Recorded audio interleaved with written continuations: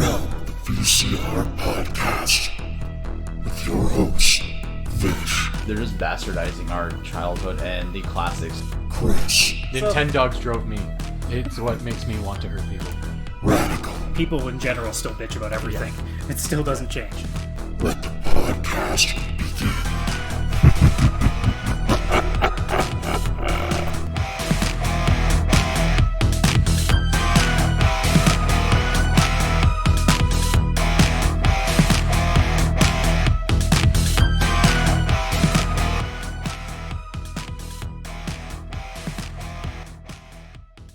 Okay, I didn't turn on the microphones. My bad. I'm sorry, but this is a VCR podcast. We're the only podcast that predates itself in the moment the title is spoken, and CS Radical is a dumb fuck and never turns on the microphones properly. So yeah! What do we pay you for? You don't. Cheers. That's why I guess we could do better then. No, Chris, it's nothing personal. It's just not worth it. It's just business. It's just business, my friend. Or lack thereof, I guess. I have a story to tell you guys before we start this whole show. Yes. Cyberpunk's console release was an absolute shit show. Okay, I have two stories to tell you after. I have a normal, like, stupid as fuck, this is 2020 society level story to tell you.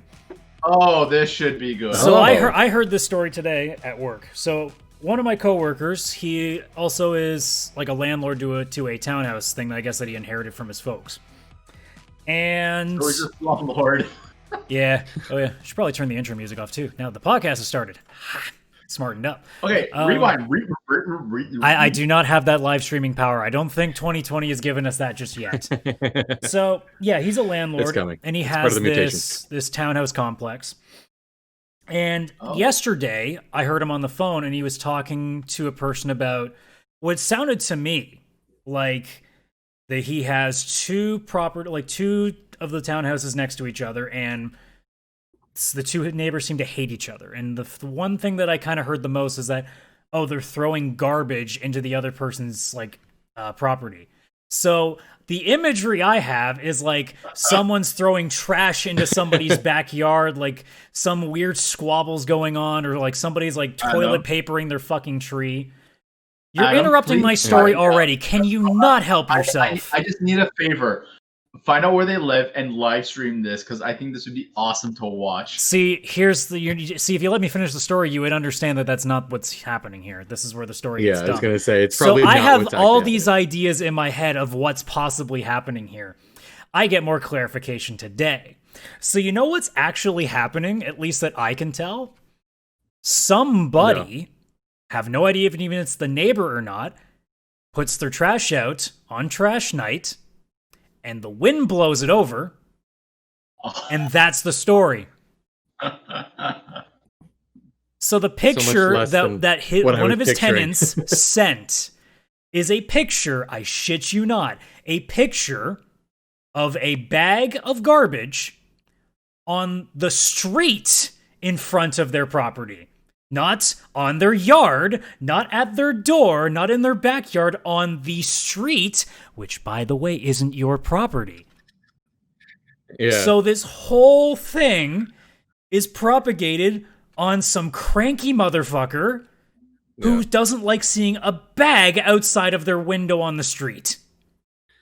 I was picturing, like, literally, they were going to each other's houses, opening the front door, and throwing a bag of garbage into their fucking property. Those, I had their backyard. comedy movie level shit. Like, you see the cameras at the bottom of the fence, and you just see stuff flying from over the fence, like the kitchen sink, like cartoonish level shit.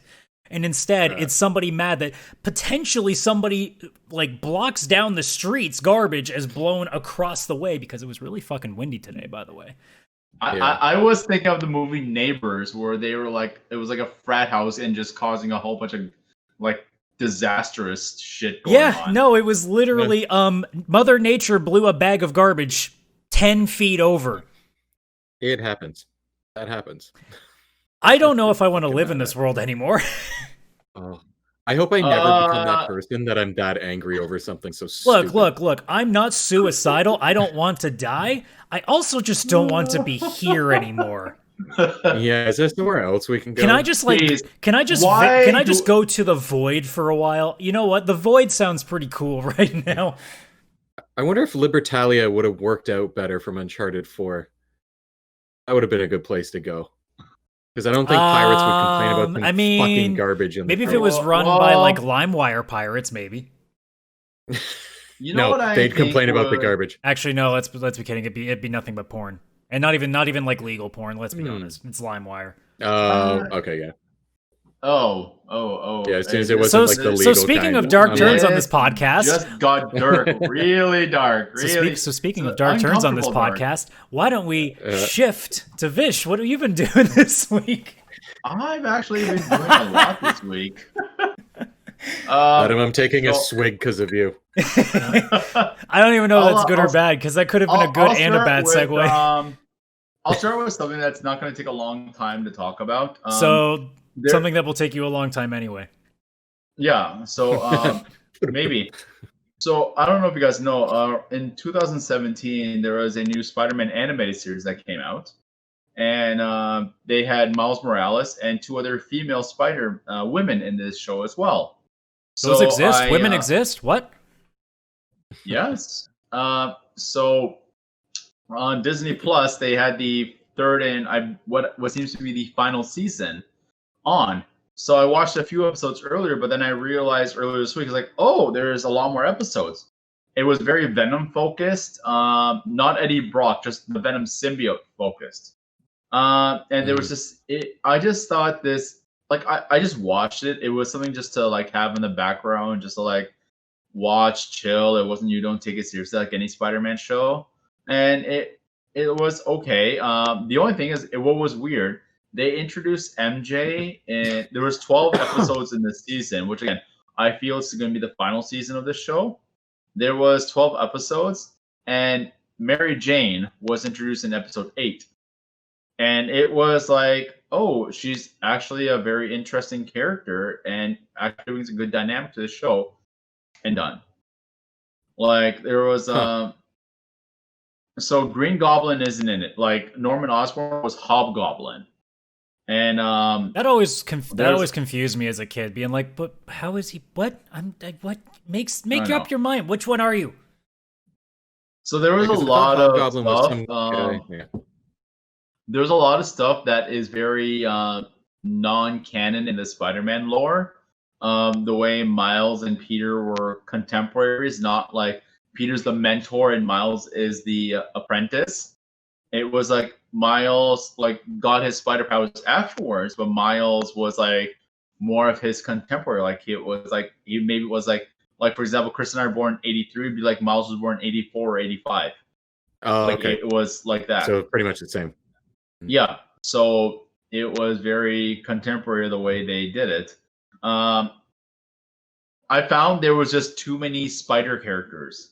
It wasn't a Spider-Man show. Like, I wouldn't mind it if like Miles and the other two were like there occasionally, but they were a constant presence. It was like a Fantastic Four of people with spider powers, which I thought it was just too much of it. Was there a Spider Cat in this? No. Then you're right. It must not be a good series. Okay, that's all the information I needed. Okay, but it's it's not terrible. It's just nothing beats Spectacular Spider-Man. That was for me the best Spider-Man animated series, and ended way too fucking soon because that one was well done, well written, well storied. It got canceled way ahead of than it should have been. Just like the one show Wolverine and the X-Men. That one was the best X-Men show ever made, and they both got canceled at pretty much the exact same time. And they just should not have been because they were really good. Again, Spectacular Spider-Man. Yeah. I was just going to ask Spectacular Spider-Man. Which is that one? It was a WB. Is that from like early, like mid 2000s? Late 2000s, 2010. Okay. It had if you YouTube the theme song, it is one of the best theme songs in cartoon history. I sincerely mean that. Like you can actually listen to that song and like just like jam to it if you if you didn't hear the lyrics, you were just like spectacular, spectacular Spider-Man. Like you could just jam to the music in it. But it's I just find a lot of times that they're using the cartoons and just not making them like mature enough for us, because in all honesty, the fans of Marvel and the fans of Spider-Man, they're our age, most of them. They're not like tweens and like kids. They're mature people. How do you know that? Because we are them. And also, how do you know that there's no kids watching? No, there are kids watching. I was just saying that you are able to make a balance, that you can make a show that is suitable for children, but also aimed at adults with dealing with like mature subject. Like one prime example I will say, there was this Ninja Turtles cartoon from an CGI one from 2014. That show is awesome. It is hilarious. It is fun, but it's also adults will enjoy it as well. It's not just made for kids. Like it has some mature subject matter into it as well. Chris has seen a few episodes as well. Well, yeah, but I'm not going to pretend that we know that it's really good and kids also like it too, because that's the other thing too. We're assuming that it must be good because it's a kid show that we like, but that doesn't necessarily mean anything, right? Because I mean, I know some kids that think Adventure Time is dumb is really stupid, and like most adults love that show. So it's one of those things where it's like, I don't know. I'm not willing to say that they should tailor them for us too, because it's like we kind of have our own stuff. I get that. That's kind of true. Because I mean, realistically, like we have our nostalgia too. If we really want to, we can go back and watch our show. Like, why can't Spider-Man in 2016 a new series be their Spider-Man and not? We can't have every single series to be tailored for us as we age. Honestly, I think that's also a good point. Here's the thing, a lot of time nowadays with a lot of parents like who are like have like advanced children, like not advanced, like kids who are like 3 and 5 years old. A lot of them, they will watch the Marvel shows with them because we're like, hey, you know what? Who's your favorite? Mine's Iron Man. Who's yours? Cap? Cap's cool, but I like Iron Man better. I totally agree with that. I'm only saying that we shouldn't be demanding that it's tailored for us because it sounds more selfish than it is by saying. I get that, but all I'm saying is like make it towards both. Like I'm just saying, if you can make it towards both, well, I say if, but audience. I mean, your first and foremost thing is your target demographic, which to me sounds like it's kids. So start with that and then work from there. So I mean, if we feel like it's not quite for us, then it's not for us. Like we shouldn't be demanding that it suddenly has to get tailored for both, because clearly they went with something in mind, right? Maybe. My next thing, and Chris and I were supposed to actually watch it in theaters. We never had a chance to, and we just kind of gave up on it. I watched Tenet this week. Oh, nice. I've heard a lot of mixed things about it. Enough people have talked me off the bridge on it. It's okay. I love Christopher Nolan. But lately, I'm finding like his sci-fi focused movies like Interstellar and Tenet and Inception, like they're unnecessarily complicated. Like I watched the half hour of Tenet 3 times, the first half hour, to try to understand what the fuck was going on, and I literally couldn't figure out for the life of me. It's beautifully filmed. It's well produced, it's well acted.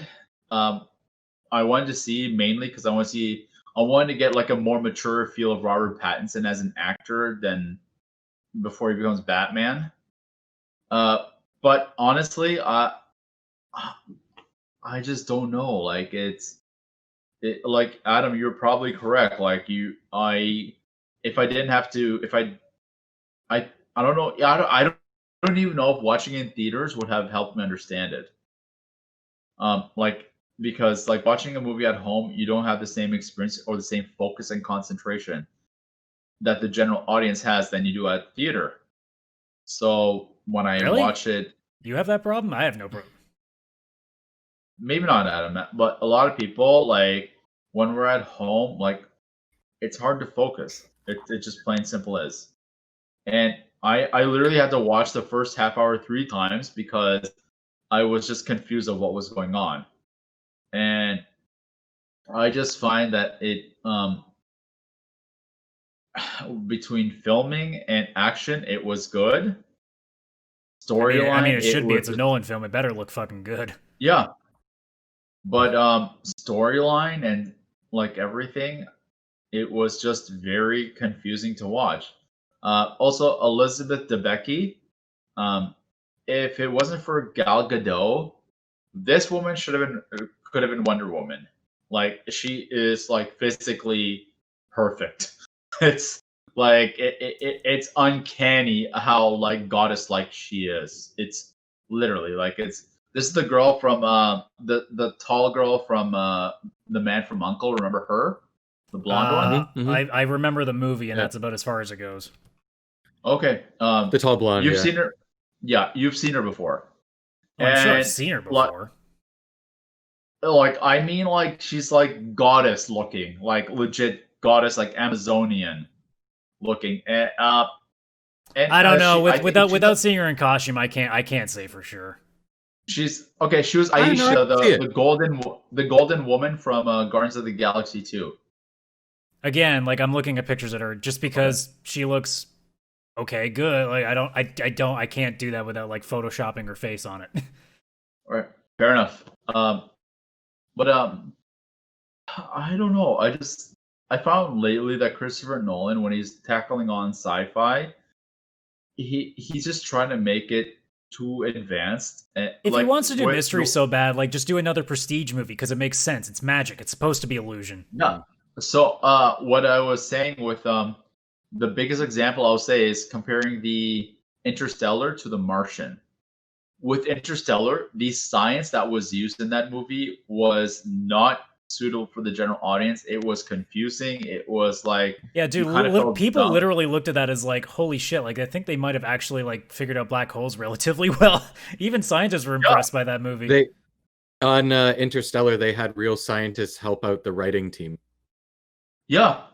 So, yeah. But like, for example, if you look at The Martian, with The Martian, like it was advanced science, but The Martian was able to explain it and visualize it in a way that, oh, you know what? I get what they're trying to do. So what you're saying is The Martian's for dumb fucks. Maybe. To live on Mars, grow potatoes in your poop. Wait, it all makes sense. Because you know who's in The Martian? But that's See? Really like, I would say I give this movie probably at best a 7. Like visually, it was great, and acting, it was good, but story and script. So basically, you thought it was good, but it definitely needed like to be not confusing. Yeah, it didn't need to be. It didn't need to be this complicated. But can I ask you a quick question? Go ahead. I was just gonna say, did you like Inception? Oh, I liked Inception. Inception wasn't. They didn't make Inception like unnecessarily difficult to understand. I just thought like. Oh, okay. I thought Inception was a little overrated, personally. It's honestly, after watching it the second time, Inception is a very slow movie. Yeah. I actually just watched Inception, oddly enough, on Friday with my dad. Because he'd never seen it before. He has no idea what happened in the entire movie. He doesn't get it. But I watched it and I forgot how much, I don't know, like this is specific to Inception because like Interstellar, I saw it, I liked it, but like I have no desire to go back. For some reason, Inception, like it's a movie I own because I had to own it because I love, for some reason, the concept, but I think it's specific to do with dreams. But is it like, is Tenet more complicated, would you say, than Inception? Okay. I feel like you're giving like Vish brain freeze. You should be careful. Yeah. Okay. I'll tell you this. You know how in Endgame, the whole time travel situation was like explained to you thoroughly. It's like we're gonna go back in time, or we're gonna go forward in time, but then go back in time to correct what happened. Mm-hmm.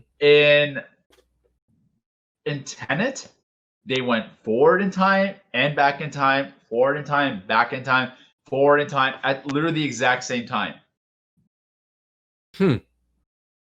Okay. Yeah. So like And a then dream they were within like- a dream within a dream. Yeah. So they were like, A time okay, within a time. We're gonna. They went to the land before time.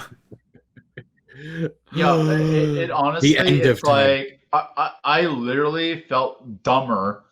Like, okay, so remember wasn't at that work, hard I to tell do. you guys, I do these like complicated newsletters, reading these very complicated articles. And when I explained the title of one, Adam's brother's like, my brain broke reading that. I have less like complication and confusion reading those articles than I did watching Tenet. Okay. I feel like I gotta watch this movie. You gotta this might watch be it. right up You my gotta watch alley it just 'cause to I'm a challenge, little see if you can fucked up. challenge your brain.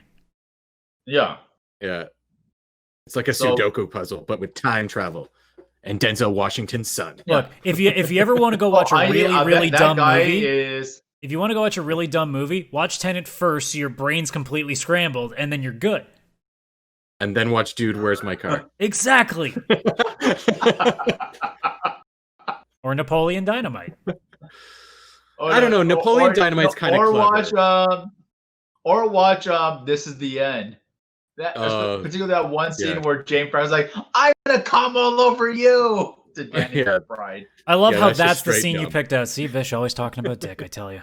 It's a Oh problem. my God, Always that- about the D. Dude, I was dying at that scene. Anyways, moving on, because you said you had a lot.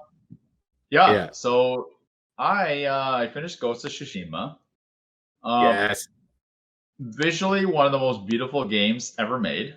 And he's only playing that the on PS4, by the way. He's not even getting the PS5 treatment that we're going to get someday. Yeah, I'm probably not going to get that until late 2021. So visually, a beautiful game. Well done. It's It's not perfect. The side missions are very repetitive, I find. So it's no And world when I game. say there's, yeah.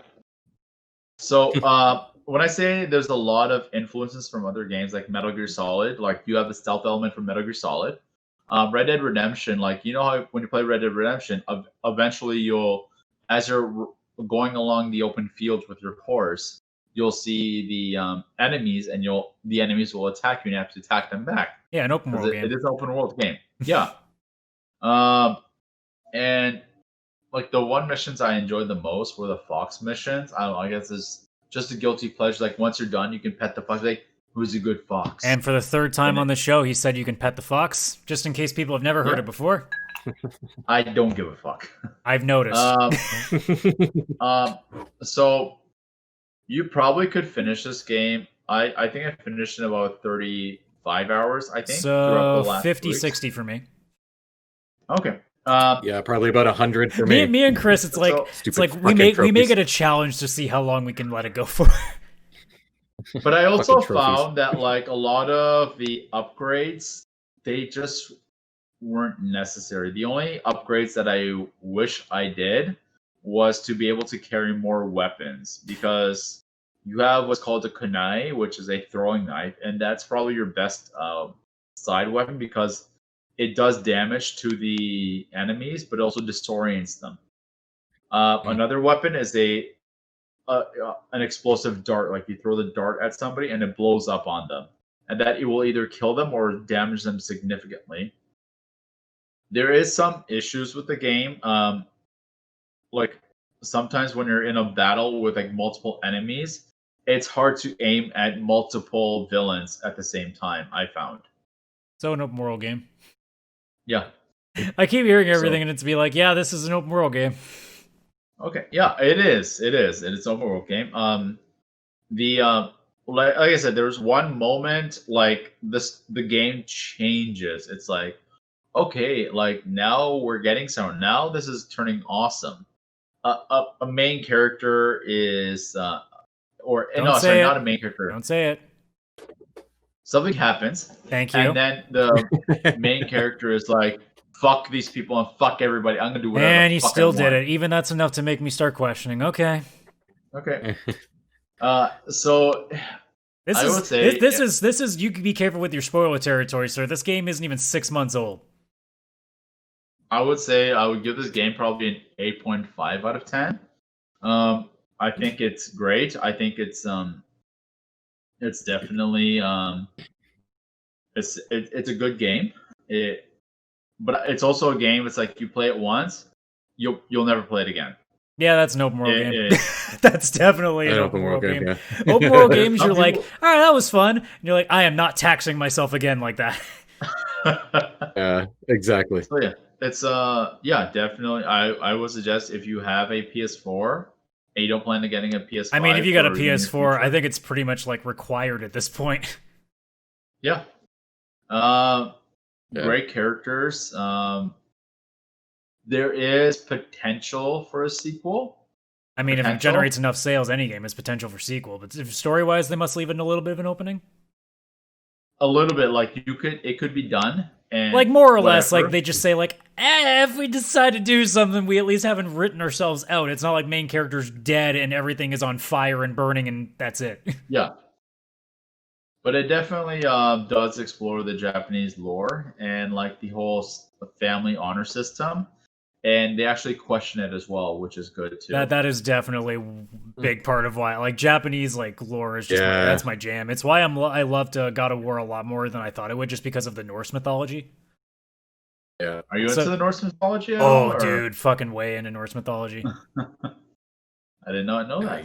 Oddly enough, weirdly enough, Yeah. I have a crossword game on my app that I've been doing just to kill time at work. Once, because I'm trying to keep my data count down, and literally one of the clues was Tyr, the Norse god of war. I'm like, I fucking remember this now because of this game. Kratos or Ares. Norse god of war. Kratos Norse. is Kratos is the Greek. Yeah. Yeah, no. Ares is the Greece god of war. Okay, either way. Oh yeah, well yeah. Tyr is not Norse god of war. Is it? Okay, I didn't know that one. I mean, unless the crossword's lying to me and my own thoughts are lying to me. No, it's fine. Don't question the crossword. Here. The answer was here. That's the title of this week's show, by the way. Don't question the crossword. As Marvel fans, the only Norse gods we know are Thor and Loki. And that's because Maybe you're all Odin. fucking dumb bitches. Possibly.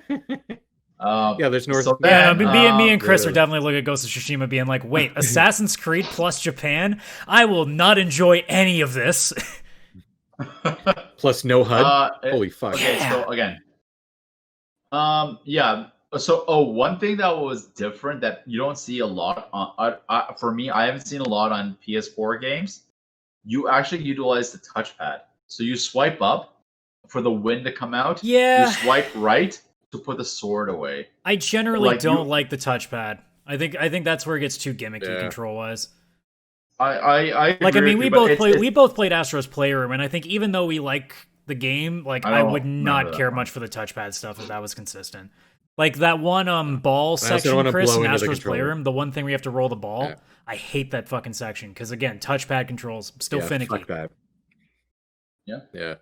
But it's I think you both would really enjoy Ghost of Tsushima. Adam especially. We haven't said 1,000 times that we're like, I want this fucking game. I want this fucking game. Chris, you have a discless PS5, correct? It's not gonna stop. Yeah, I him. do. Okay. Oh, I'm buying it. This was. I'm not gonna lie. I can lend you mine. I mean, Chris will be smart. He'll wait for like if they ever do a proper upgrade version of the game too. Yeah, or they add it to PS Plus. That could happen in. That's also true. Well, the load time. Chris's backlog's going to take him 5 years anyway. He might be able to make it. The only time the load times were an issue was after you finished a major story mission. They won't be on PS5. That's true. And the game has an update for 60 FPS. Oh yeah. After you finish a story mission, then there is a load time. But beyond that, like, there was no load time errors or anything. Also, if you die in the game, then obviously there's so you must have had a lot of loading problems. Not really. I'd never see a single loading screen. No, none of us would ever. No, that's not true. We're all amazing gamers. That's not true. But it's there's this one, like, you get different stances, but there's one stance you have to gain energy for. It's called the ghost stance. Once you get that one, it's like, oh, this is fucking awesome. Like, that's the one. It's like, you get that later on, But when you get that, that's when the game really changes. Because then it's like that part in Tomb Raider, Shadow of the Tomb Raider, where remember like Laura comes out of the water and it's like she went full Terminator. It's like that. Yeah, that's a good part. Yeah, that's a good part. So then the other game I played this week and finished was Chris, go ahead and say it. Miles Morales. Yeah. So again, I think I mentioned last week I got it for a steal. Someone was selling the PS4 version for $35 off Facebook Marketplace. I'm like, hey, I'll be there in 1 hour. Is that okay? Because I was just like, is this for real? They're like, okay, that's great. Here's my address. So I went there, bought it, put it in my PS4, and it worked. So one thing I'll say, I am so fucking happy I didn't pay full price for this game. I will say that. It's not that it was bad. It was fantastic. It's just it was not worth $70. I mean, depends on how much you love the game. If you think it's a 10 out of 10 game, it's worth almost any price. I would say I would probably give it about an 8.5 out of 10. Well, the most important question: better or not as good as the original game? I think the first Spider-Man game is better. Chris, didn't you say you like Miles better? I do like Miles better. So I guess I'm going to be the tiebreaker whenever I get to it.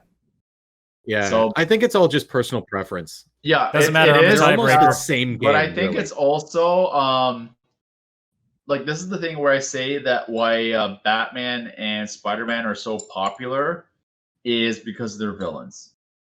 Because a lot of Batman villains are very interesting. A lot of Spider-Man villains are very interesting. Because be careful with your words about Miles right now, buddy. No. I think Miles is a great character. Like Into the Spider-Verse is still arguably the best Spider-Man movie ever made. And Miles is a great character. Miles is great. I think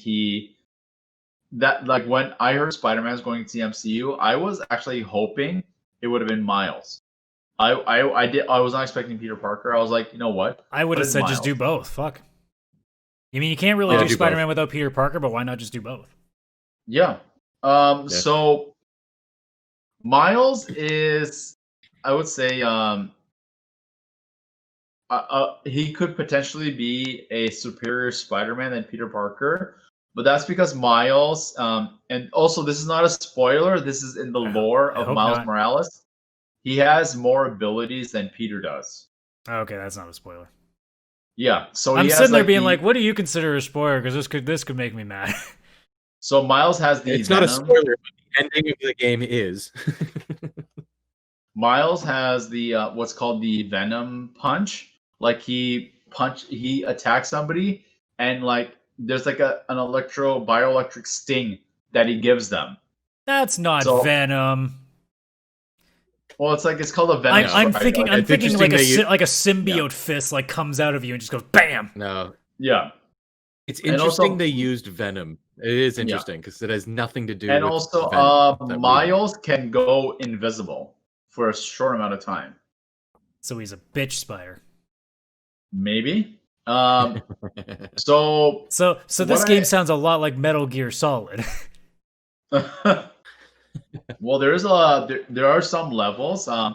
Chris can attest to it when you're going in those levels where you're fighting like a bunch, like 40 guys, and you have to like be stealthy about it. Like you go invisible and like evade them. Can you hide in a box? Or on rafters. Yes. Nope, then it's not like Metal Gear Solid. Damn. Both. So box upside down on the roof. So it's I thought it was, and also I think one thing that was missing is recognize there was one main Spider-Man villain in this game, but the rest of them were there was only really 2 villains in this game. I think it makes sense though, because when you really think about it, almost all the recognizable villains technically are in prison right now because they were just dealt with. So but I mean in general, like there was really only 2 major boss fights. The rest of them were like group battles. So I mean, it would probably be like fair to say that either they make something up for this, or they use the little cast they have left. Yeah, I think what I'm almost to a point now that I'd almost be happy if like a new Spider-Man game came out and they actually like. That's why I like Mr. Negative, because I'm like, oh, that's different. I like that. Oh, I thought he was awesome. I thought like, because like the whole situation, like, because he was also like the typical like mob boss that's like, hey, you know what? I'm an evil bastard, but I'm an evil bastard for my community. And he was a man of the people. He was like Vito. Like he was a man of the people. Like Vito You have to be Corleone. specific. Not everybody knows that reference. Wait, he was Vito Corleone from The Godfather. Like he was. Because some people could be thinking mafia. He was a criminal mastermind, but he was a man for the people. Vito Scaletta? No, like that was what Martin Lee was. And like even like Martin Lee was not actually a bad guy. He was just a bad guy. All right, Zangief, take it easy. So that's I am a bad guy, but not a bad guy. So that was the only thing, is like there was only 2 real villains in the entire game.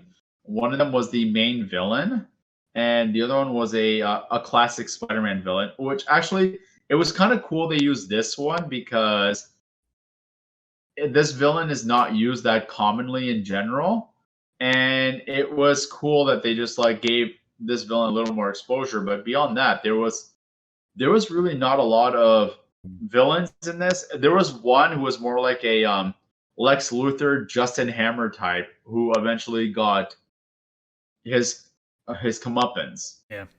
But there was that was the thing. There was not a lot of villains, and that is not a bad thing, because it was like it was bad guy against bad guy most of the game, because the one bad guy was an absolute motherfucker, and the one bad guy was just doing bad things to get rid of this motherfucker. So that's really I would say this game, I think, would have been a lot better had it been slightly longer and maybe added a few more villains in. And even added in villains that were not in the original Spider-Man game. Well, sure, but then the game would not have come out for launch. That's the way you got to look at it too, right? Yeah. Like we wouldn't have had this game That's yet. why they did it that way. Again, not to mention they're probably already working on another one to match up with. Oh, they are. So, I'm pretty sure it's coming next year. And made by the guys who made Avengers. No, that would not be true.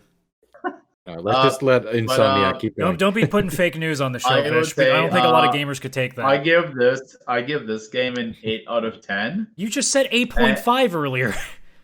Yeah, you changed for Ghost of Tsushima, wasn't I? Or... No, you said 8.5. Okay. No, that was for this one. I'm rolling back the tape for this. Not live. I can't do that. All right. Sorry. I honestly, I think the 8.5 was like just a slip up. I give this an 8 out of 10. He slipped on the decimal. I would give the same. I would give it. I give this the same rating as Resident Evil 3, and the only reason it's not ranked higher because the overall quality of it is fucking amazing. Only reason it's not ranked higher is because it just was not longer. And for me, I was fortunate. I found it for cheap. And also, so it's a bullshit reason then, because you got it cheap and you're still mad that it's not longer. The one thing I will say is that the load times were not an issue on the PS4. Yeah, no, apparently it was pretty well optimized, I think. Yeah, the only time you had to wait is if you fully died, and frankly, that didn't happen that often. But also the side missions were not that bad this time. I was just going to ask the most important question. Any pigeons? No pigeons. Oh, I forgot to mention Ghost of Tsushima.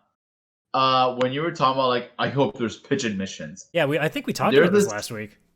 Yeah, no, I didn't mention what happened because I didn't finish the game. So what happens is there's levels where you follow birds, and these birds take you to hidden areas in the game. Yeah, that they did that in the trailer overview. Yeah. Okay. So that's all. So yeah, for me, my week has been the Spider-Man animated series, Tenet, Ghost of Tsushima, and Spider-Man Miles Morales. Thank you for the refresher. Busy week. So I guess are we going C for Chris Yes. or R for? Yes, we we are. discussed this Adam. before the show. This was 40 minutes ago. What the fuck? Bitch, please. Vish, please. Okay, so I've only got about an hour worth of time. No, I'm kidding. So I've only got 3 games I'm going to talk about. There's other ones I've played. For example, actually, I'll quickly throw one out there. I was playing Final Fantasy VII on the Switch because that game just sometimes I want to pick it up and play it. So I did. Which, by the way, it runs very fantastic on there, even better than the PC, I'd say, because the PC version came out before like controller support was just like 100%. It has cloud saves, but not through Steam, so you have to like connect to Square Enix's like website and stuff and everything. So the FF7 PC port is not great, and they haven't updated it for some reason because all the other Final Fantasy games like have all this good stuff. But they started with the PC version, not on Steam. Because they don't care about 7 anymore. They got the remake. Yeah, exactly. So I was playing 7 on the Switch, which is just a much better port because it runs the exact same, but the controls and cloud saving and everything is just like a non-issue. Plus, you can just take it with you, and it's a great game to just play in bed or something. But either way, I have nothing new to say about Final Fantasy VII. What the fuck? There'd be nothing to say about that at all. So I've played 3 games, and the first one, I don't have much to say, but I'm just going to talk about a little bit. Kind of first impressions, because you guys have both played it. Adam, you recently, is I finally started God of War. Yeah. Yes. That game is fantastic. I'm playing obviously in 60 frames per second mode version because that's the fucking best. This game's good. This game, I can see exactly what you're saying, both of you, where it's like the old God of War was like this brawler with combo percentages or numbers and all that kind of shit. And this one is obviously a lot different. It's kind of like more of like an open world character put into a little bit of a more linear game, I guess. I don't know how to describe it, but it's he's different. It's no longer about combos and stuff. It's more like a little more thought out, a little more methodical with how you have to play it. Especially since I'm playing on like story mode and I died to the first ogre guy or whatever, tall ogre thing, whatever that guy was. Like I died. Oh, fuck that. You know what? That was actually a very intense battle for one of the first battles. Yeah, I died on story mode. I died on story mode. Like it wasn't like a horrific, like, wow, this is hard. It was just like I was almost killing him. You weren't expecting it. I wasn't expecting it, and I hadn't figured out the fighting yet because I hadn't really fought much. So I didn't know how to block. I didn't know how to do any of that shit yet. And all of a sudden, here's a fucking ogre. So, but then at the end, after I beat it, I was like, wow, that was a really good tutorial battle where it's actually like, haha, it's God of War. You're on story mode. Fuck you. Here's your tutorial. Fight this. I found what they did is like this game was a reboot and a sequel. It's like, yeah. Hey, I mean, yes, that's actually correct in both ways. What do you mean you felt it was? That's literally what it is. No, but what I'm saying is with this game, if you are used to God of War, you were able, like, this was a challenging battle, but you got through it. But if you're not used to God of War, it's like, wait, what the fuck just happened? Like, that's what that first battle was. Not really. It depends on what games you kind of play. Yeah, if you play solitaire all the time, you might be, what the fuck? Yeah. If you play action games, like, I don't think it's that different. So, yeah. You're comparing solitaire to God of War. Really? That's the joke, dumbass. He's comparing gamer levels and pro gamer versus noob gamer. Because like I didn't have any troubles with it. The only time I struggled was with the Valkyries, and that's supposed to be what happens. So yeah. Well, after yeah, it's funny because after I'd figured out and I lost to the ogre guy or whatever, because I'd been figuring it out as I fought him. I figured out how to block and figured out the different attacks and, you know, pressing X to evade and all that kind of stuff. Then when I fought him again, I think I only got hit once. I was almost at max health and like owned him. So that's why I thought it was a really good tutorial battle if you weren't expecting to just jump into it. It was kind of like a sink or swim, and obviously I swam, which is great. I don't have much to say because again, I've only just kind of started up the mountain. I just met the first dwarf who like you can shop and you can upgrade the axe and stuff like that. Yeah. When I first saw him, I was like, what the fuck? Like, what is happening here? The game visually is stunning. This game, especially for like the base PS4, like I get I'm playing on the it is an upgrade Xbox version too. They have upgraded it. Yeah, like still, like this is something that has no business looking that pretty. I like, wanted it's to just play like this Uncharted. in resolution mode. I really did, because it is fucking Yeah. beautiful. But 60 I did frames for is a so minute. good for it. Yeah. I did it. I played in resolution mode for like a minute. I was like, this is so pretty. Anyways, bye pretty. I need 60 frames per second. That's actually what I did for Miles Morales too. Again, I don't have much to say because nothing's really happened where I'm like, oh my god, I'm at the part where blank happens. I mean, I fought that the god that was sent by Odin, and you have this Baldur. random fight. Yeah, and it's like, oh cool, some drunks here. Oh, never mind, he's clearly a god. And when I was fighting him, I was actually worried because like I was having trouble with him at points because I'm like, this guy might kill me. He did But then have all of a that sudden- JRPG, you have to lose this fight kind of vibes to it when I first started Yeah. playing it. Yeah, I was like, oh, I You're guess I'm beating the supposed to. shit out of him, but all of a sudden he got this uppercut and he knocks you like 400 feet.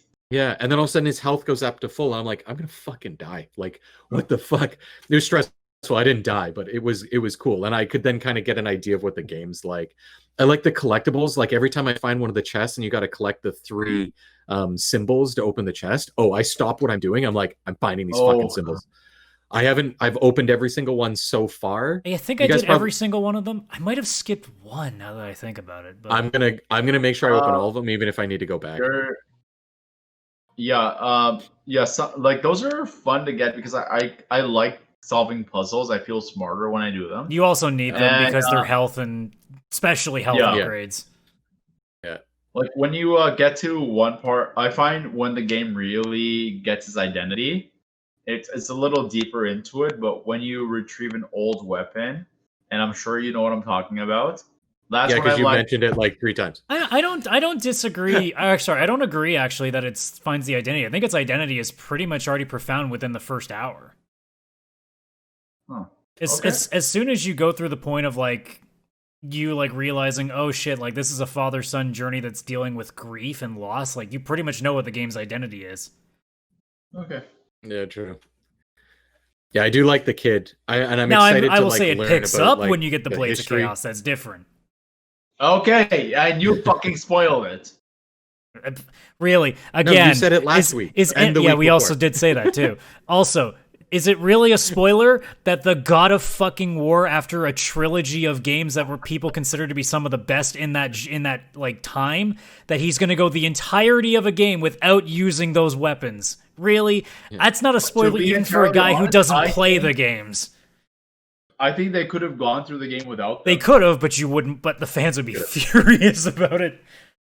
Also, if you say for the God of War game, like, oh, he gets a certain weapon from the old games back, of course I'm going to know what the fuck you're talking about. Also, like, I played all the other ones. Also, it would be bullshit if the game is as long as it is, and they keep the upgrades it's at, because I realized about, like, 10 hours into the game when I'm looking at the upgrade chart being like, I'm going to run out of reasons to upgrade in, like, an hour. There's got to be something else. So actually, I do have a question for you guys. No, go ahead. What were you going to say, Vishal? No. God, you really fucking Canadians, get on with it. All right, fine. I have a question for both of you about this game. Try not to obviously spoil anything, but is there at any Everybody dies. Not in the game. No, no, what the fuck? I was just gonna say, is there a way to get OP? Because I love in games just like grinding out the point where I upgrade everything, or upgrade skills or whatever, and then you're just like this OP boss. There's one place you will go to where you travel somewhere and you're in like there's a portal and you go somewhere. I don't know how to describe it. Are you talking about the place where you have to actually grind? Yeah, no, there's one place where that's not the same thing he's talking about. No, you're in a boat and I'm you talking can like go around to several places, earn some additional experience and upgrade. No, to answer your basic question, Chris, no. Like, you'll never feel OP unless you're on story mode with, like, the story. But there are points in the game, like I said, with the Valkyries, it don't matter what you do. It don't matter if everything's unlocked and you have the max health and Spartan rage you can get. It don't fucking matter. You have to be marginally skilled to do anything. Yeah, it's... Okay, damn. It's also, Dark Souls light. Like it's hard to if you're it depends on the level you're playing on too. It's hard, but there's nothing you can do stat wise to make yourself like have an advantage. You still have to be good. That's what I love doing that. One thing with this game, like you played the first God of War, like the OG God of War, right? Oh yeah, I did God of War 1, 2, 3. Okay, so you know how God of War 1 finished, and you're like, oh wow, that was fucking awesome, and it kind of ended, and it was like, you know what, if there was no sequel, this was amazing. Bish, that has nothing to do with the question he asked. What's with the segue? All I'm saying is like with God of War, with this different segue. It's like once you finish it, you know there's something coming after. Okay. It doesn't end. For sure. Yeah, I assumed they were going into this with like a trilogy at least. In you'd be dumb as fuck not to. There is one area, I don't even remember what the area is. Like, it's been so long since I played it that like you can go there. You're in a boat with Atreus, and you're going around, and you can pick up power-ups and upgrades the entire time. Yeah, it's the open world. And no, I get that, but there's one specific area where you can actually like upgrade significantly. It's like you're gonna get to there soon. That's like permanent upgrades. Yeah, permanent upgrades. Yeah, like it's like I honestly don't know what he's talking about. Beyond like, there's just like once you get into the open world, you can just go to all these little areas where you just get stuff. Yeah, like there's not a specific place. No, there's this one area like you can actually upgrade pretty fast and pretty significantly in, and I forget where it is. I don't know what you're talking about. I'll Google it. It's if Chris is a completionist, everything he'll just upgrade naturally because he's going to get everything before the story starts. Yeah, I know he will. I feel also like Chris true. Yeah, 50 hours into this game. I'm just sitting there being like, I don't know what fucking place he's talking about because I'm like, there's not really any place that like I went, holy shit, I'm leveling up faster. I'm just more just like, it's just you finish shit and you get shit. I know exactly what I'm looking at, but he can't call it. I can't recall it. That's the problem. That's fine. I can Google it, or we can talk after the show. Okay. I'll figure it out. Because I'm only at the part. I just did a puzzle where there's this roof with spikes that's going to be coming down, and you can throw your axe, and you hit this thing, it spins, the roof goes up a bit. Yeah, you throw your axe again, it spins. You're only a couple hours in there. You're going to see multiple. Yeah, I'm only a couple hours. Yeah, anyways, I'm at the first one. We spent a lot of time on something you said you didn't have much to talk about, so we should probably move on. That's true. Yeah, because I'm only a couple hours in. I'll have more probably next week or the week after. But I just want to let you guys know I've started and I like it, and it's pretty. It's very pretty. So the next game I started, I won't have again too much to say, but it's definitely one that neither of you have played before. Challenge the reason I want to talk about it is because it just came out. Pardon? I said challenge accepted, but it sorry, I didn't hear you say.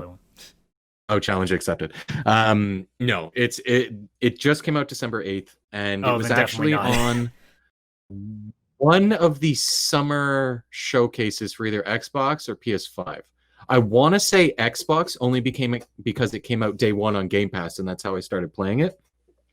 It's called Call of the Sea. It's one of those explorer first-person ones. And it looks like Myst, actually, kind of. Adam, you were like, I have no interest in playing it because it looks kind of like Myst. Oh, I remember what game we're talking about. Okay, yeah. Yeah, it shows like somebody underwater, like swimming, and it just looks very pretty, and not much is happening. I love those games. FPS. Sure, yeah, kind of like that. Only no dolphin and no weapons. It's actually just exploring an island. So the general story, because I know neither of you really gives a fuck about this, and I'm not going to say anything that's spoiler for anybody really listening. It's you're having a long conversation with the sea. Yes, you're calling it. Hey, sea, what's up? Haven't talked in a while. No, so you're a woman named. Oh God, what is her name? Helen Mirra.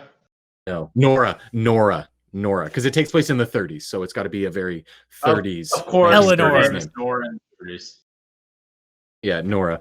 So she has a disease where there's spots on her hands, and it's been running in her family forever. And I think you die pretty young when you have this disease. So her husband, Henry, got a group of explorers to figure. Well, at first he was trying to find a cure for her, and ended up hearing something about this island having a cure for something simple, or people having that disease or something. So he goes with a group of other explorers to this island to find a cure for her. They go missing, so now Nora has chartered a boat to take her to this island so she can go find her husband and these explorers. And you can imagine, without spoilers, it's one of those things where as she's searching, this sounds like it's going to get depressing by the time the game's over. No, it's very like unlocking secrets of the island, and like unlocking like, oh, there's this tribe, and oh wow, look at this old photo that's like from 100 years ago, or not obviously that, because I don't know how. Oh, my brain was going like Firewatch, where it's like, man, this game has a lot of mystery to it, and then at the end it just goes depressing thing. No, I don't think this will have depressing things. Maybe a little bit. It's more like the only things I've uncovered. It's like you look at a painting inside of a wall, and the painting's like 300 years old. Like it's more like, you know, like a tribal painting, not like a fucking Renaissance painting. And it's like people with the same disease as her. And it shows like something happening. And then all of a sudden, one guy who was like this really cool guy in the expedition, she finds out through journals she finds in a hut that something exploded and this black ooze went on a couple of them, and the ooze went in the same spot and made the same spots as what's on her hands. And then one of them went crazy and they had to kill him. Like it's like a very like adventure kind of story without having to actually fight or shoot anything. It's all exploring, figure out this puzzle, do this. Yeah, it looks really pretty. Cool. So it's very pretty. That's the main thing. What you're describing, this game is more like it's more of a strategic game than an actual like action game. It's not a strategy game. It's just a puzzle game. Yeah. It's a puzzle exploring game. So puzzle games are like, I would say like Angry Birds or like Bejeweled. Well, you got to be careful though when you label things strategy, because when we think strategy, we think like StarCraft, right? So. Yeah. A struggle game. Struggle game. Yes. Actually, I guess that's kind of true. Yeah, because it's like you have to read a journal, and then it's like, oh, look at the 3 tiki totems, and you look at 3 of them, and then you find a 4th one, and you have to organize it based on the other 3 and stuff. So it's like puzzle. Chris even called it Myst, so puzzle game. Yeah. So it's a Myst game. It's 100% Myst with a different look. I was telling some of my colleagues today, we had a meeting, and I was like telling them how Resident Evil 3, the remake, fucked me up this year, because when I was playing it, like with you guys, have either of you ever finished a Resident Evil game before? I don't know what this has to do with Call of the Sea, but no. So basically with Resident Evil, like you look for notes and documents to figure out like codes and like what's going on. So I was telling my colleagues, like, yeah, when I was playing it, like there was also like everyone who feels sick should quarantine for 2 weeks. Everyone should wear a mask. It's like, oh my god, we're fucking living this. Like a zombie apocalypse is literally. I don't think quarantining the T virus is gonna do anything. No, first of all, it's not. It's not. Nor is going to an island to. Not to mention, if you have the T virus, you've become an anti-vaxxer. You're not wearing a mask. You're seeking out the people with masks. Adam, don't let the government fool you. You know this is all fake, and this is all a hoax. Okay, can we move on? Oh god. Anyways, Call of the Sea. I'm only on chapter 3 of 6. It's a short game. That's kind of why I started it. It looked very pretty. I like these kind of games. And I need something kind of short because I want to try and break my record for the amount of games I've played in 1 year. The story is captivating though, right? Yeah. I don't imagine it's going to be something like fucking mind-bending or anything like that. It's like your husband's like there. Heavy Rain? No, it's going to be like, no, it's definitely not going to be like Heavy Rain. Jason. No, it's not going to be like that. And I like it just because also I like the 1930s when it always reminds me of like Indiana Jones, and this feels kind of like that with no action. If that's weird, it's almost like if a girl went to go find Indiana Jones and had to solve puzzles to go figure out why the fuck he's on an island, I guess. But a lot of cool little things happen. It's a lot of fun, but it's mostly the way it looks. It's very pretty.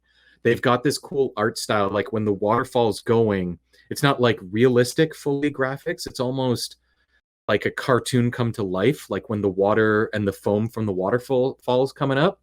It looks like it's hand drawn, but they're going for like a half cartoon, half real world look. It's just like gorgeous. I've been hitting the screenshot button like way more than I should as I'm playing. It's like, oh, sunset, boom, screenshot. Like I can't stop. A really, really good game. But again, I'll probably have it finished next week and I'll be able to give my final thoughts on it.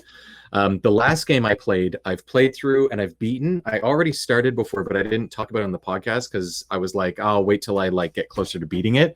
And last week, like on Thursday or Friday, I ended up going through like a 10-hour binge and just ended up finishing it, which is a big deal because it's a Metroidvania. And it's called Ori and the Blind Forest. It's the one that's made by, I know it's produced by Microsoft for like Xbox and stuff, but it's actually made, I think they're called Moon Studios. And they're a fantastic developer from what I'm seeing because they released Ori on PC, Xbox, and Microsoft let them put it on the Switch because Moon Studios wanted the Ori and the Blind Forest and Will o' the Wisps both on Switch for some reason. And apparently it runs like phenomenal on everything, which is like... Speaking of beautiful games. Yeah, it's a beautiful game. And apparently the Xbox Series X update for Will o' the Wisps, which is the sequel, which I haven't played yet, you can either play 60 frames per second at 6K or 120 frames per second at 4K.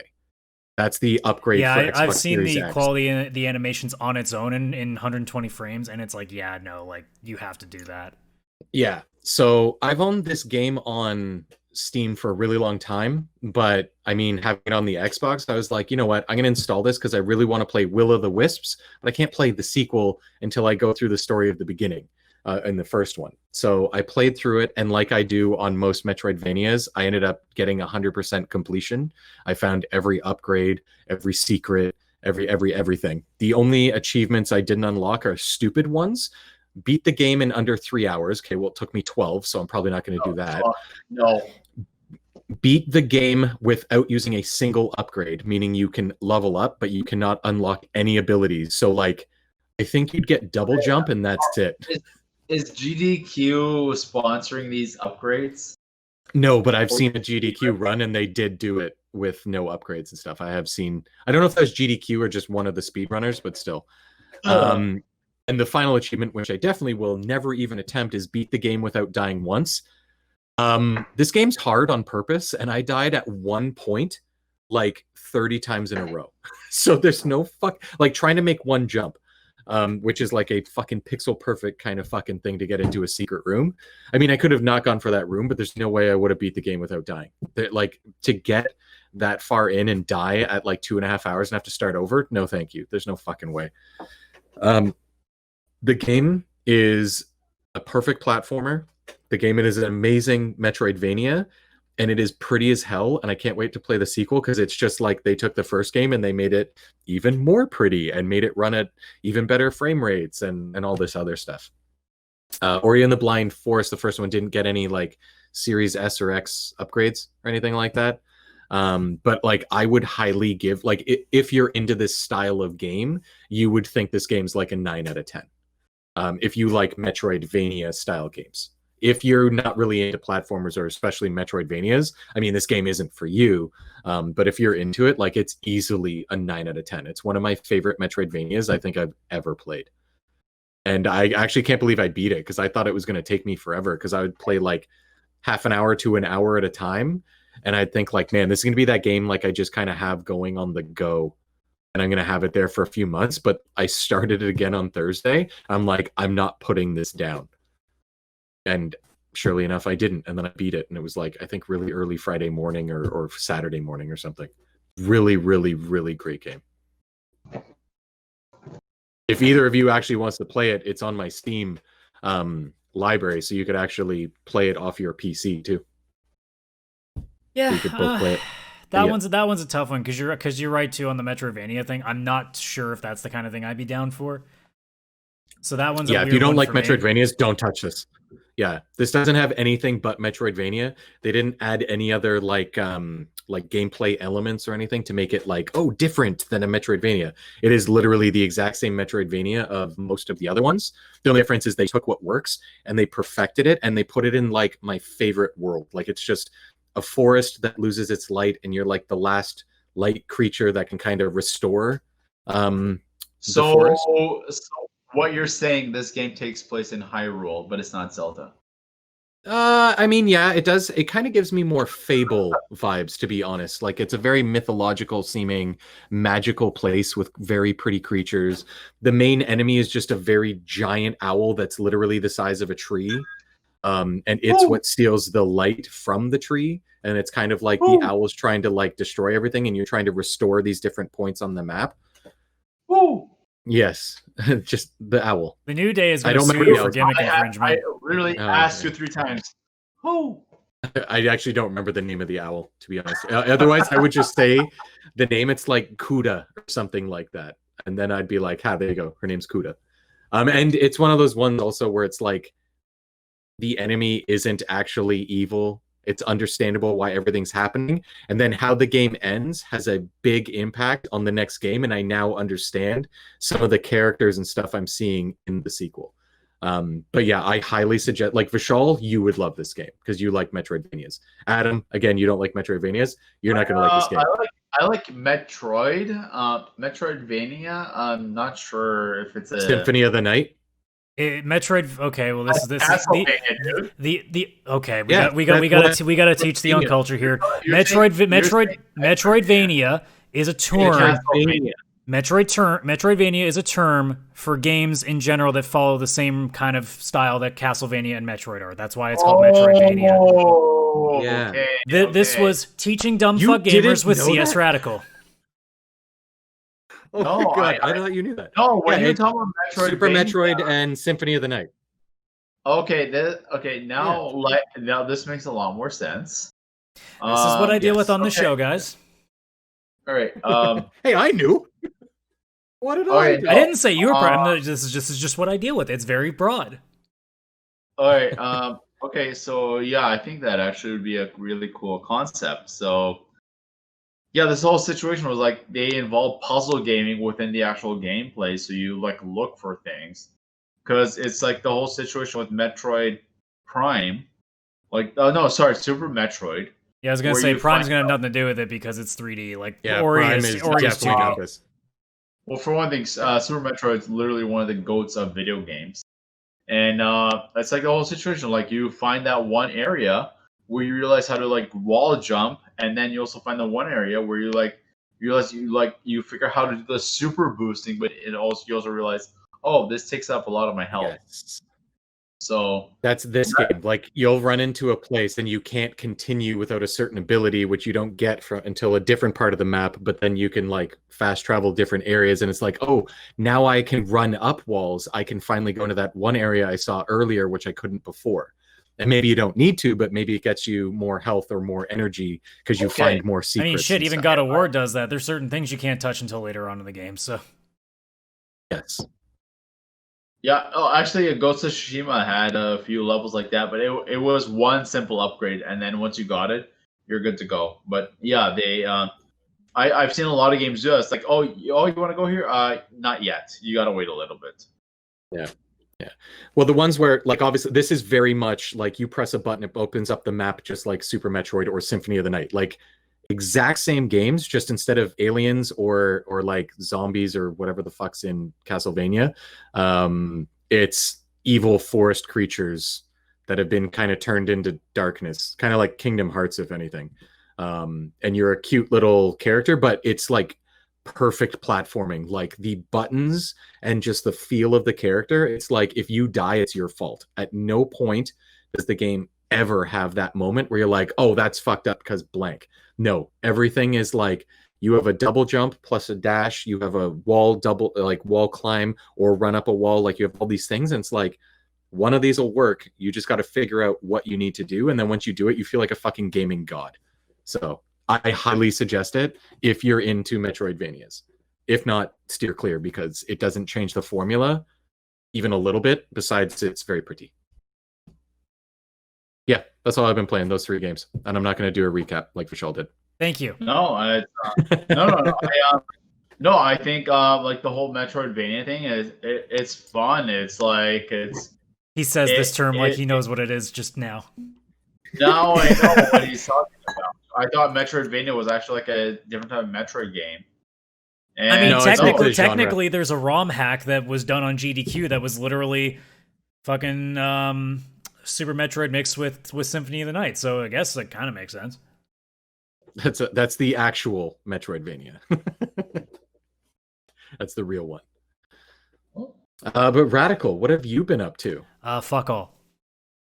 Okay, cool. This has been the VCR podcast. both me and Chris go for the same joke. No, I've been playing a shit ton of Persona 5 Royal in the last 7 days. Nice. So, yeah, JRPG heaven for me. Fuck yeah, This is fucking great. I actually played the original Persona 5 when it first came out in 2016. And was fine. Like, it was okay. Like, I love the Persona games and still liked it a lot. Now that I'm playing Royal, oh my god, this is so much of a better game. So much of a better game. They did a lot of things to improve it. Nice. They also added a shit ton more stuff, too. So for those completely unaware of the Persona series, Persona is essentially what would happen if you take Final Fantasy and then take the fan fiction that you write about Final Fantasy and have that as the other half of the game. So there's half JRPG and half school simulator. So basically, half the game you'll spend in dungeons, and then it's probably more like 25% of the game you spend in dungeons. The other 75% is like you living your life out as a high schooler, which is doing things like getting all your stats up, so getting your knowledge up by studying, or going and working jobs so you increase your proficiency, so you're smarter at stuff. The characters in Persona are what's their age range roughly? High school. Really? I thought Persona was more like a mature team. I said high school too, like 10 seconds ago. No, I get that. Oh, by the way, it is super mature. I'll get into that in a minute. Okay. Yeah, I've heard Persona is quite mature. I will finish what I was saying, though. How mature is it? I'm going to get to that. Let me fucking sell the game first. You do? I swear. Should I mute? Should I actually? I got my mouse over him right now here on the stream. Should I mute him? I'm so tempted. Hey, don't ask me. Ask Vishal after you mute him. Start a poll and see what our if there are people watching this stream, maybe. Here, I'll vote. No, I'm kidding. So yeah, the game itself. It's basically every JRPG you've ever played in terms of its battle system. It's like Final Fantasy, ATB, Fight, Magic, whatever else. The gist of it, though, is that the overworld, when you're battling, there are enemies live in the area, so you have to manually attack them to start stuff. And normally in 3 and 4, which are the two Persona games that I'm familiar with, it would just be a randomly generated map, so the map would change every time you play it. And if you want to get to an enemy, you got to run at them and you got to smack the shit out of them.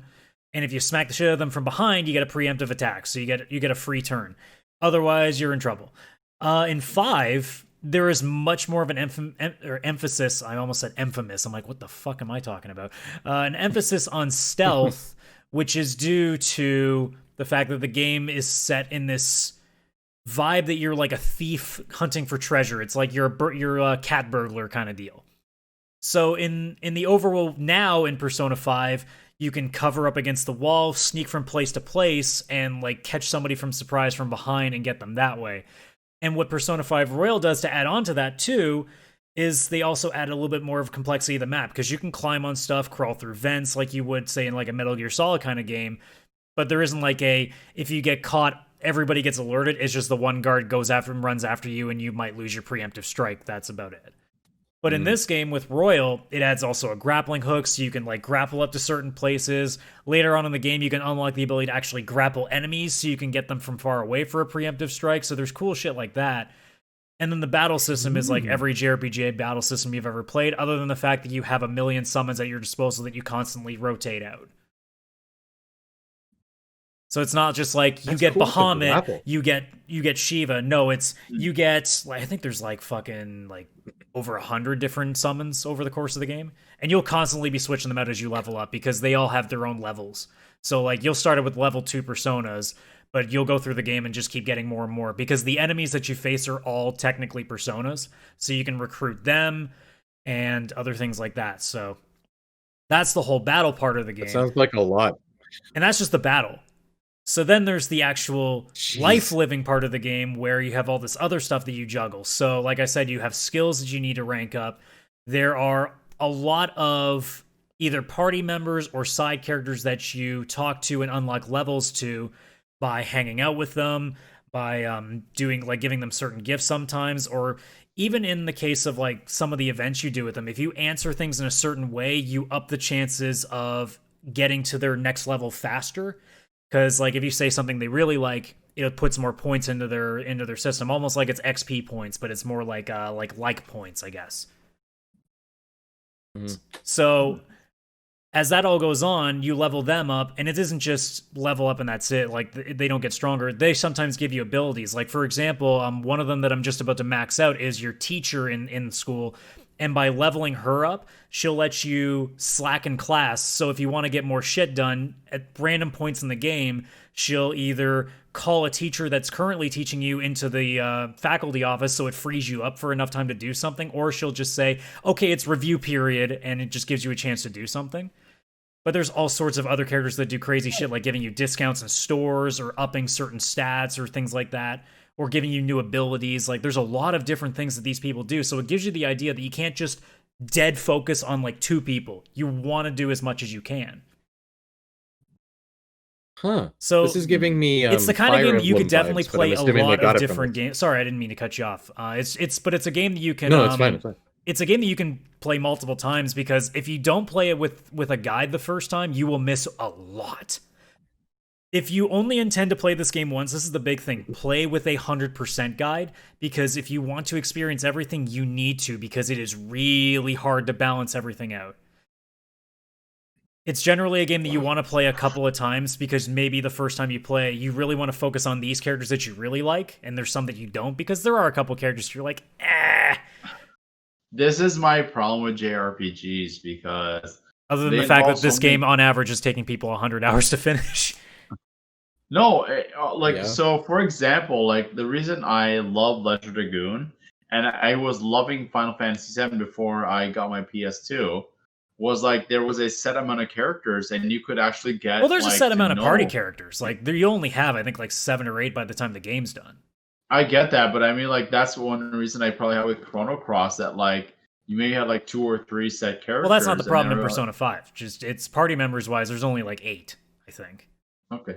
But you can like add in like multiple characters towards your team. Am I correct? Well, no. Like what I'm saying is, you have these things. They call them confidants. Like there are NPCs essentially that you can also rank up that give you abilities. You don't have to do it.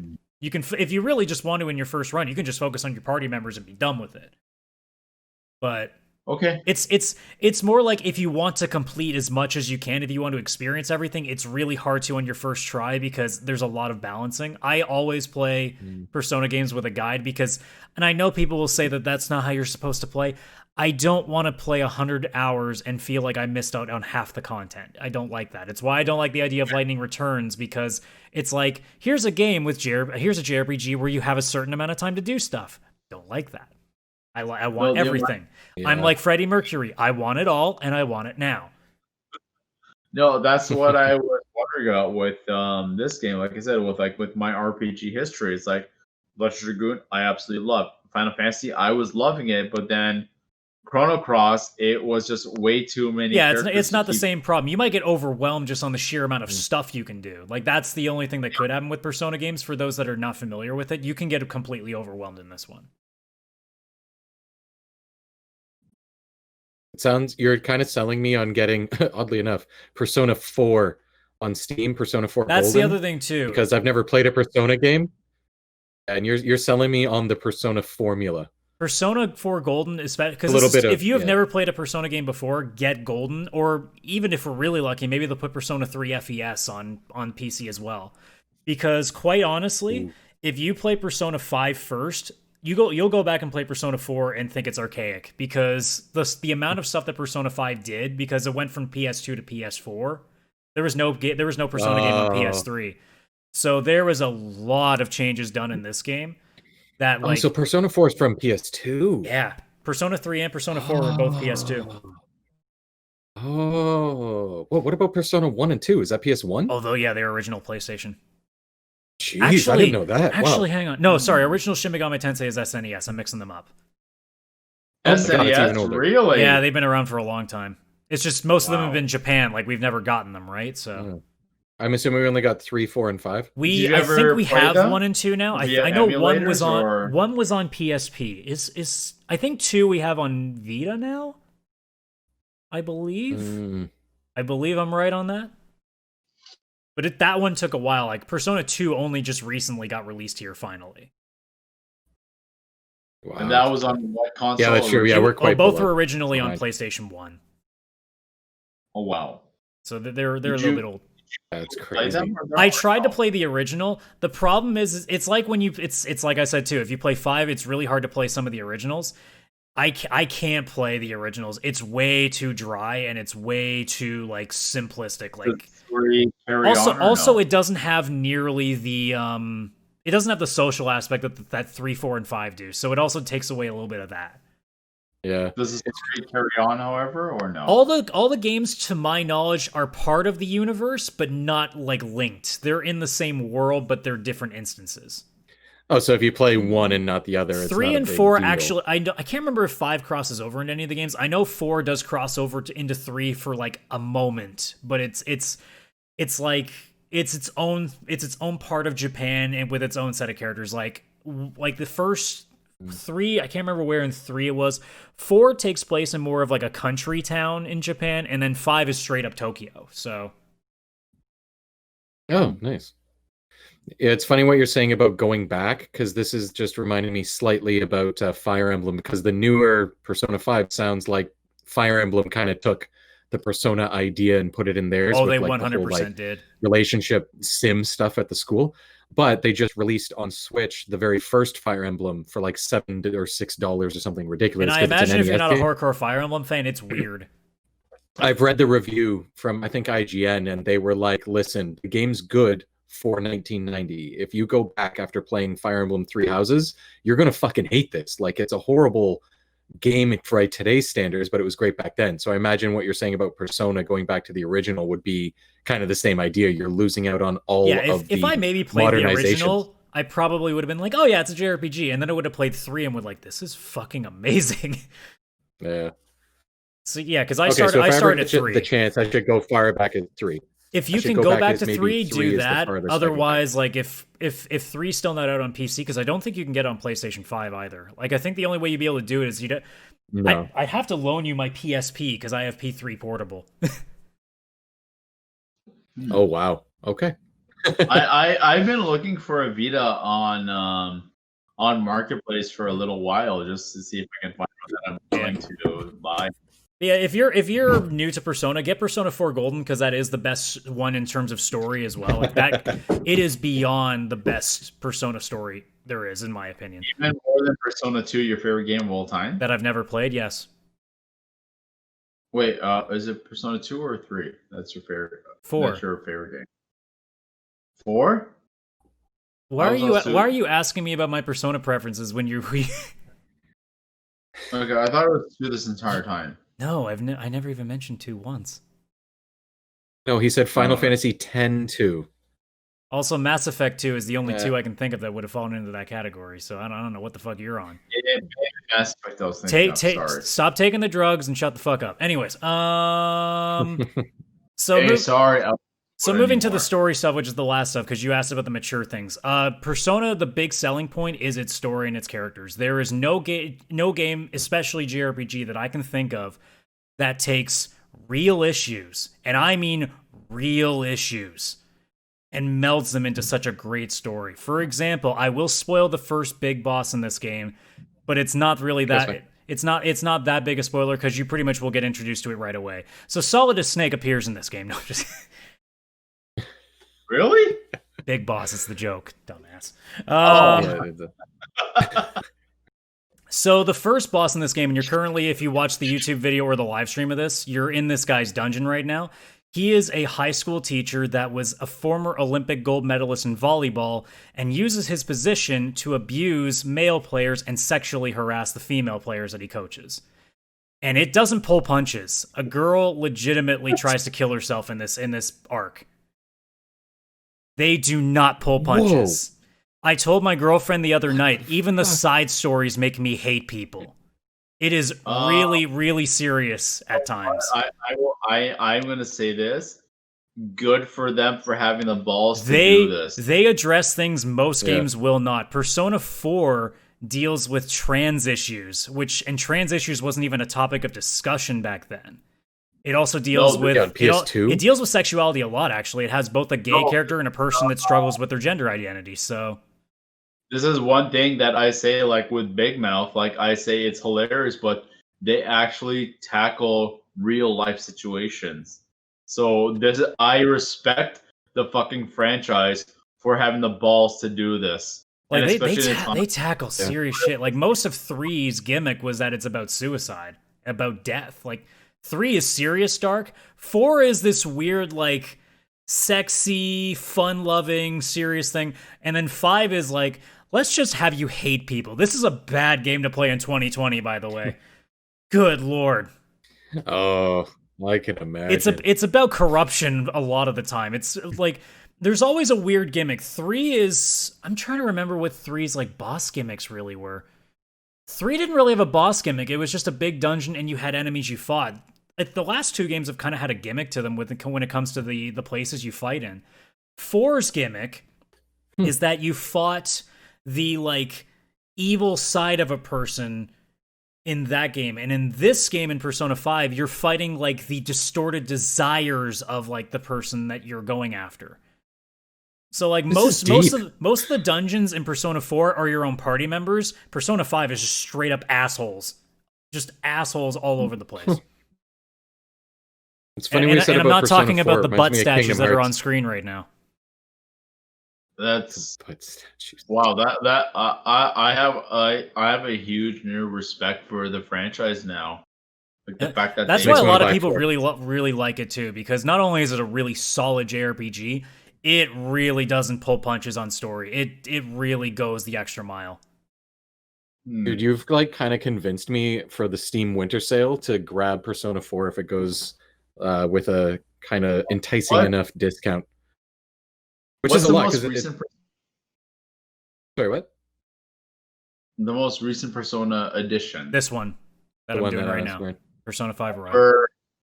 Okay, so number 6 will deal with like video games being released ahead of schedule because we wanted money and their quality is shit on console. All right, hold on. I'm going to be doing the segues around here, you piece of shit.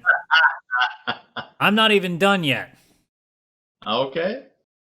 Let the guy who actually A, hosts the show, and B, is currently like talking about the game that he likes to do the segue to get out of the segue. A host sounds like a-hole. Yeah. So Vish is the a-hole. Okay, Kirk. All right. Sup, y'all. A-hole. Or the V-hole. Sup, y'all. Yeah, okay, no, this... Are you fucking done? Can I actually make this show move? Go on. Oh. I always get very nervous when I do this. But no, this game honestly is legitimately like, especially now that I'm playing it the second time, I'm appreciating it more because I'm in a better headspace, so I'm actually like perceiving a lot more of the story. Because when I played this in 2016, I had no political interest. Now that I'm playing this game with like a sociological and psychological mind, oh my god, like ever so much more is like, yeah, no, this makes perfect sense to me. So from like every aspect, if we're talking the battle system, it's amazing. If you're a JRPG lover, it's already up your alley. Even in terms of its overworld, it's pretty damn good.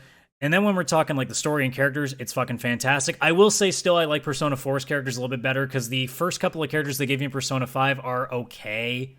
Like it's also anime as fuck, so sometimes it gets a little much. Like the first girl you get is a bit of an airhead, and then the guy that you get is a bit of a loudmouth, like over hyper, like angry guy. So it kind of gets a little much at times.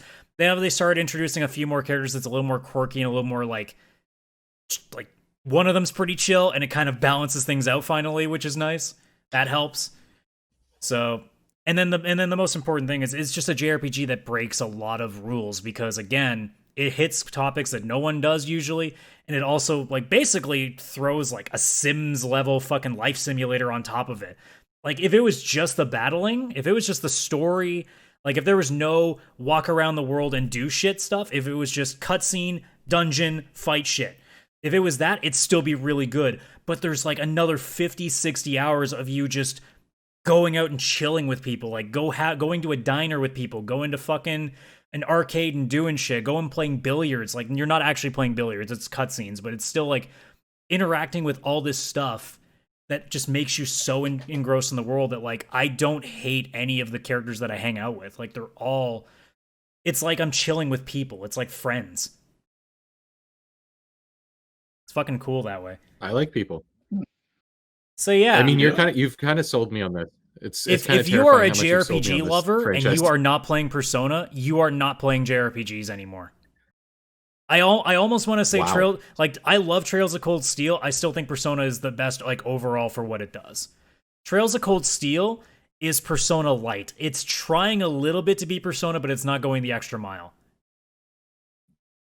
Because it does a little bit. Trails of Cold Steel is similar. It will let you, like, go and do random shit, hang out with people, like, here and there, but it's nowhere near the level of, like, absolute, like, crazy openness that Persona gives you. Like, you can literally do whatever the fuck you want. Finished Trails of Cold Steel, like, you were, like, basically soul crushed, like, Avengers Infinity War ending soul crushed. Do you find Trails of Cold Steel has more character attachment than Persona does? I don't think either really oversells the other. I think just Persona here's the way I look at it. Trails of Cold Steel is just a fucking solid JRPG. Persona 5 is a fucking solid JRPG, but hammers it into your brain with so much stuff. It's a game that's unrelenting in giving you stuff to do. And that's kind of what I appreciate. A game that I like it. I'm never bored playing that game. There's always something going on. I'm assuming you don't have a rating out of 10 yet because you're not done. I mean, when I played the original game, it was an 8. Like, I thought it was good. I think I'm probably going to rate it higher when I'm done this one because I really have a much more appreciation for it now. Plus the upgrades. Does the story and the character on from the previous game, though? Sorry, you cut out a bit there because of internet shit. What was that? Fair enough. Does the story and the gameplay carry on from the original game? No. Like, the original game in Royal is the same thing. Royal is almost like a definitive edition of the game. It's still the exact same game, but they've added a few characters. They've added a few more, like, events. I don't know if I'm assuming they've added another dungeon. I just haven't gotten there yet. But, like, there were points even early on in the game that I'm like, I don't remember this part happening. And then you realize, oh, this is shit they added in. Like, they just seamlessly added extra stuff in. Like, there's now, I think, like, because it goes by a day grid system, so you start in March, and you're just going towards, like, it's a schedule. And I think they add some extra time that normally in the game I think just skips. So I think they straight up just added more shit. So it's like playing a Game of the Year edition almost, where just everything's in it. They always do this with Persona games. So if every Persona game since 3 has an extra edition that they throw out like a couple years later, where it's just the same game, but they add more personas, an extra dungeon, an extra story, maybe a character or two, like just a bunch of extra stuff. So by default, if you thought the original Persona 5 was an 8 out of 10, this one has to pretty much be at least an 8.5 because of the things they added. I don't use in, decimals, so it's going to be a 9, but yes. Okay, 9. Okay, perfect. That's all I need. And I mean, almost anybody, I haven't seen really anybody who has played Persona 5 say that Royal isn't the better version. Like, Royal is 100% like the best version of this game. And it's a shame because if you obviously in your case, Chris, you get Persona 5 free, and it's like, that sucks because it's not the best version. Yeah, it's almost like so what? Maybe they'll give the update. I'll include like extra levels. I said, like two extra characters for you to hang out with. I'm assuming an extra. I don't know everything because I haven't gotten to all of it, and I try to surprise myself. But it's 2 extra characters. I'm assuming an extra dungeon, a bunch of extra personas or summons if that helps. A shit ton of extra events that happens. There's even more places to discover. There's more shit to do. Like, it's basically just adding like maybe another like 5-10 hours on top of it. Just full of extra things. And it also changes some of the levels. Like, some of the dungeons now are different just because of the grappling hook that they added in. Now there's like an extra verticality to some levels. Oh yeah, that makes sense. But speaking of better versions of things, because it's my fucking segue.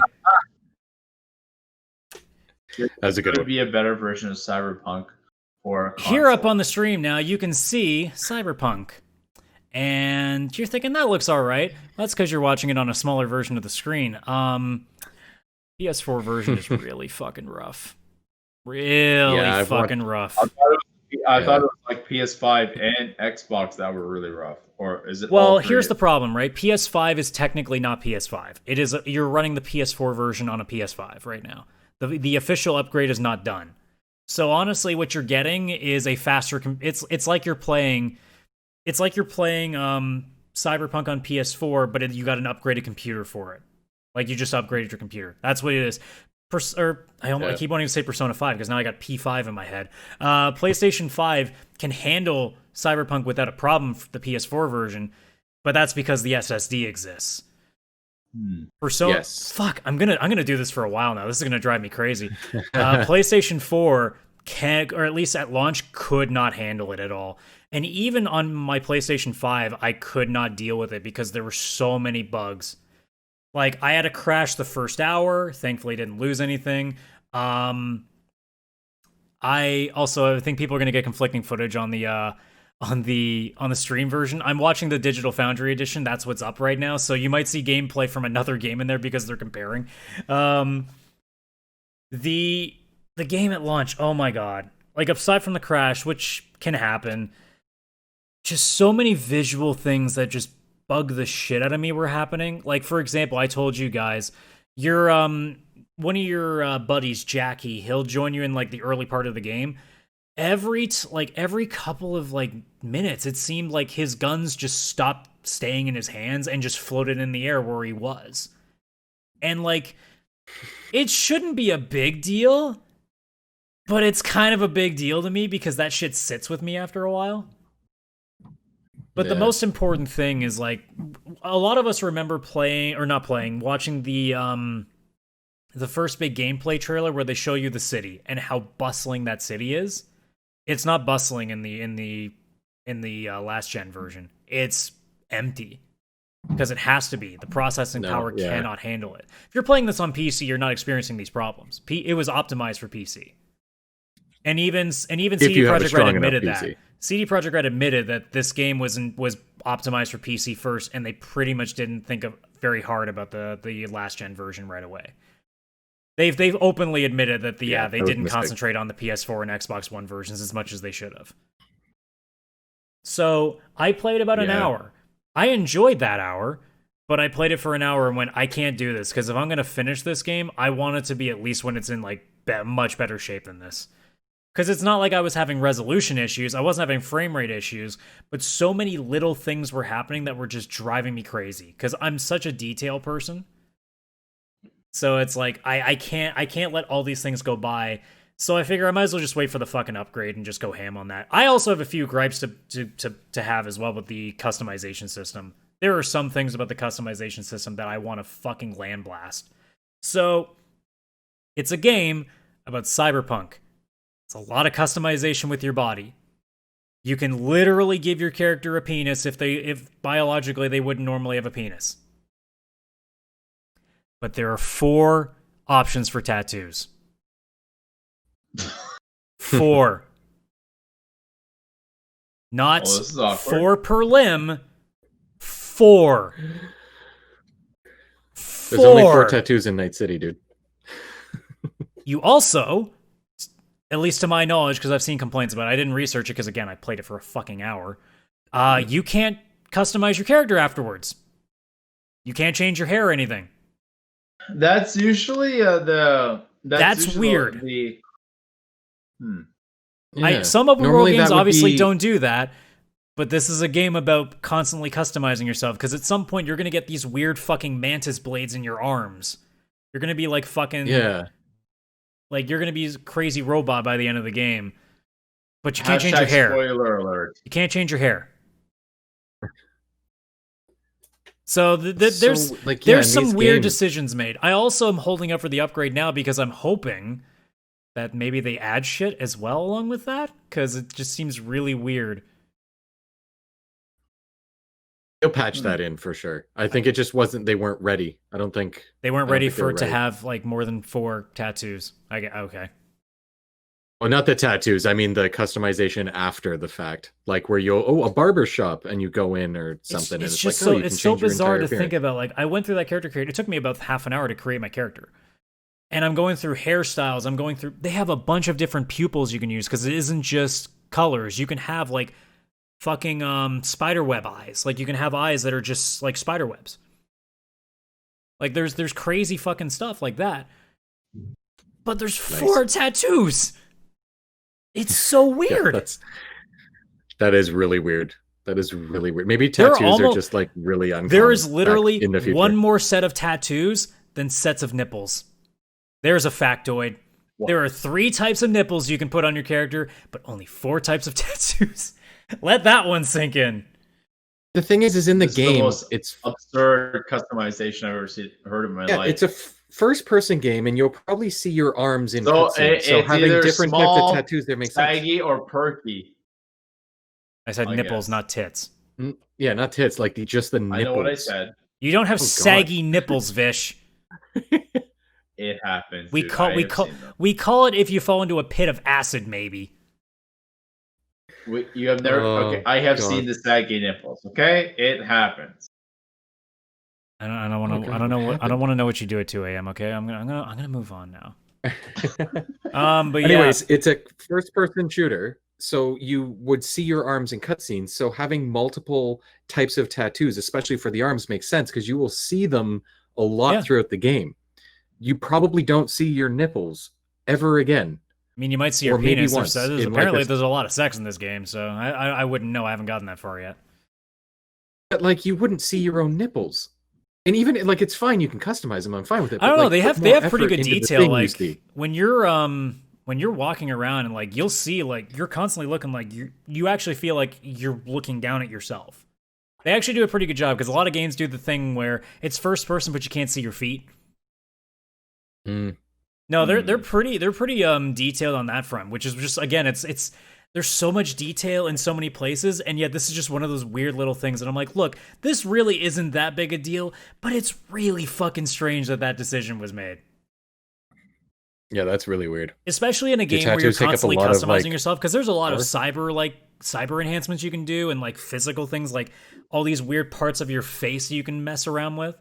But just tattoos. There's a lot of. Can't imagine people wanting to tattoo themselves. There's a lot of cyberpunking involved. Sure. I mean, what's the punks who get cybered? In terms of the like hour or so I played, it's fine. I mean, for a first-person RPG, it does the same thing that like a lot of games that try to do first-person RPGs do. It feels a little sluggish because it's not Call of Duty level like smooth shooting. It's still a little like I'm trying to get the sensitivity down when I was playing it to kind of be a little more better, but sometimes it feels too fast. So it's like, have you played? I'm assuming Chris, you have. Vish, have you played any of the newer Deus Ex games? I have never played any of them actually. Have you? I'm assuming you have, right, Chris? Oh hell yeah! It's kind of that level sluggishness. It's not. It's first person, but it's not like super. RPG? It's not super like fluent. Okay. Kind of like Borderlands, maybe? No, Borderlands is definitely a little more accurate. I think if I played it on PC too with better aim, it would be better. But on controller, it's not like it doesn't div you lock on. It doesn't do anything to kind of help affiliate that, or not affiliate that. Just make it like a little more accessible. So it's a little bit weird on controller. You're not like. You feel like you're over aiming a lot of times because you're trying to keep up with the system, but like enemies move too fast sometimes that the controller is just not locking onto it. That's why Call of Duty I feel like does it best. Like I'm so disappointed because I thought, okay, it's 2020. You know, I figure, okay, this game's gonna have a little bit better shooting mechanics. It's not gonna be fucking sluggish like a lot of first-person games are. And then I played it, I'm like, oh, it's still a little bit sluggish. That's disappointing. Yeah, that kind of sucks. A little bit was being generous, I would say. If I'd known ahead of time, man, I should have just tried to get it for PC and hoped my PC could handle it. But even then, it seems like that might have been a struggle. So, yeah, I did research today because I was getting kind of jealous of not playing, the next big thing. and my 980 Ti, which at the time was like a $900 graphics card, I can play it at 1080p with 60 frames per second, but it's somewhere between low and medium settings, which is like basically I'm putting the game down to its minimum, and just that's good enough to run smoothly, but it will not look very pretty whatsoever. Because I've heard that all of the settings for how pretty it looks is tied to resolution. That a lot of these settings, it doesn't matter if you put it to 1080p and put something to high, like it's very much tied to the resolution. So if you want it to actually look pretty, it's not a matter of just like putting it to high settings at 1080p. You have to do high settings at 1440 or 4K. Yeah, which is brutal.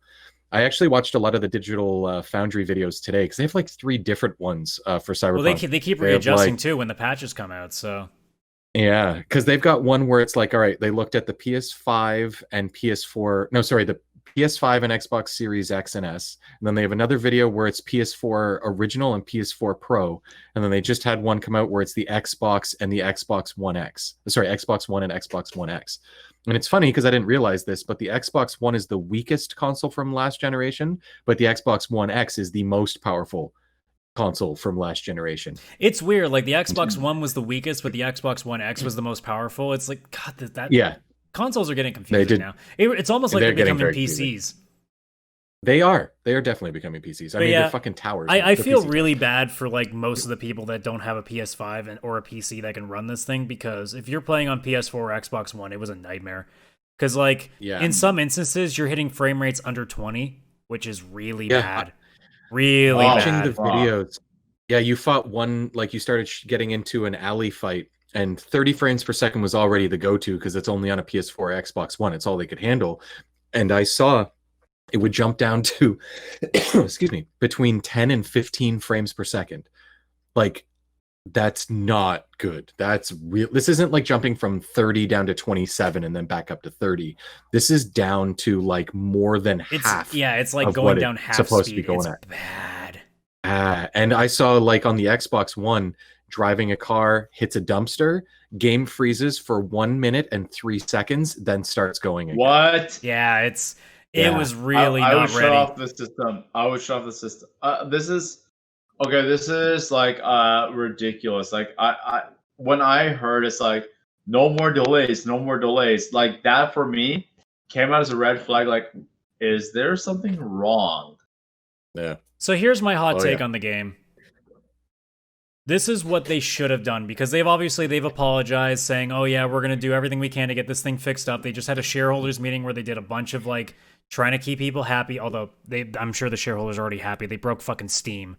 Steam broke its records because of Cyberpunk recently. So this game got all its development costs from like the last. Yeah, they've apparently already made their money back already. So they made it back. I don't think the shareholders are mad. Yeah, they broke even at least. So They've already made a profit. We can talk about the business side. Here is what the business part of me says they should have done. So we knew from the first or the last launch in November that the PC version was ready, and they already had it rated for PS5 and Xbox One Series X, or Xbox One Series X. See, it's fucking stupidly complicated for Xbox Series X. Xbox Series One, SX Series. God, Y. Microsoft, what is wrong with you? Those consoles apparently seem to be ready, but I don't know why the upgrade's not coming. It's, again, I don't fucking know. Yeah. They should have said, okay, guys, we're really sorry. We tried to make this game run on PlayStation 4 and Xbox One. It's not happening. So we're going to release the PS, or not the PS, because apparently the update's not ready yet. We're releasing the PC version on November like we agreed to, but we're going to forego releasing the PlayStation 4 and Xbox One versions until they're ready, because they are absolute garbage. They are still nowhere near ready for completion, and it's very. Thanks for interrupting me. What's up? Sorry, I was gonna say this is the same disastrous release that I saw for Arkham Knight on the PC, except vice versa. No, this is far worse. This is far worse. It's so much worse. Because Arkham Knight didn't delay itself 3 times already before this. Yeah. And Arkham Knight just required a powerful PC to run. but it still ran. It was just like the requirements were ridiculous. Yeah. This is a game that you pay $70 for, and you go up to your car. Your car looks like it's from Nintendo 64, and then all of a sudden, 20 seconds later, it finally starts loading in all the textures. If it's on console, it's supposed to be able to run because it's one optimization.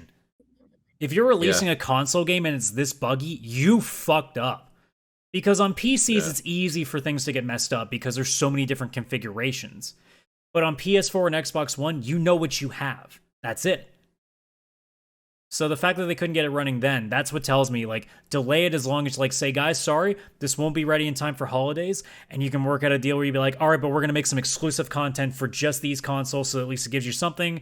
Or you say, like, hey, well, if you can prove that you bought this game on whichever console, we'll give you $10, like a $10, like, PlayStation, like, gift card or something. Like, we'll reimburse you somehow. Yeah. They should have done something. But the most important thing is they should have delayed these versions of the games because there is no way this should have come out on the market. This is a game that was still in alpha the way that it ran. So I could see them saying, okay, we'll give you your money back and we'll give everyone who bought it on Xbox or PS4 the Witcher 3 Game of the Year edition for free. And then everyone would be like, but I already have that. Because everybody...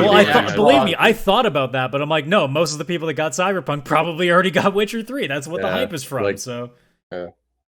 It's just like, I know what they were probably thinking. They're like, okay, we have to put this game out. We can't just keep delaying it. We're going to lose money on this. Shareholders are going to freak out. This is my opinion. The reviews on PC are so overwhelmingly positive that only serves to hype the game up more when it comes out for console. Yeah. Yeah, because they would have had a good that's what happened with Witcher. Everybody was so excited to play Witcher on console. It also had a buggy launch on console. And with an infancy of a console war, it is prime time to release it as well. And I think the problem is they went, okay, the new console just came out and it's close to Christmas, like we have to release this. To which I say, no, you didn't. Not in that shape, you didn't.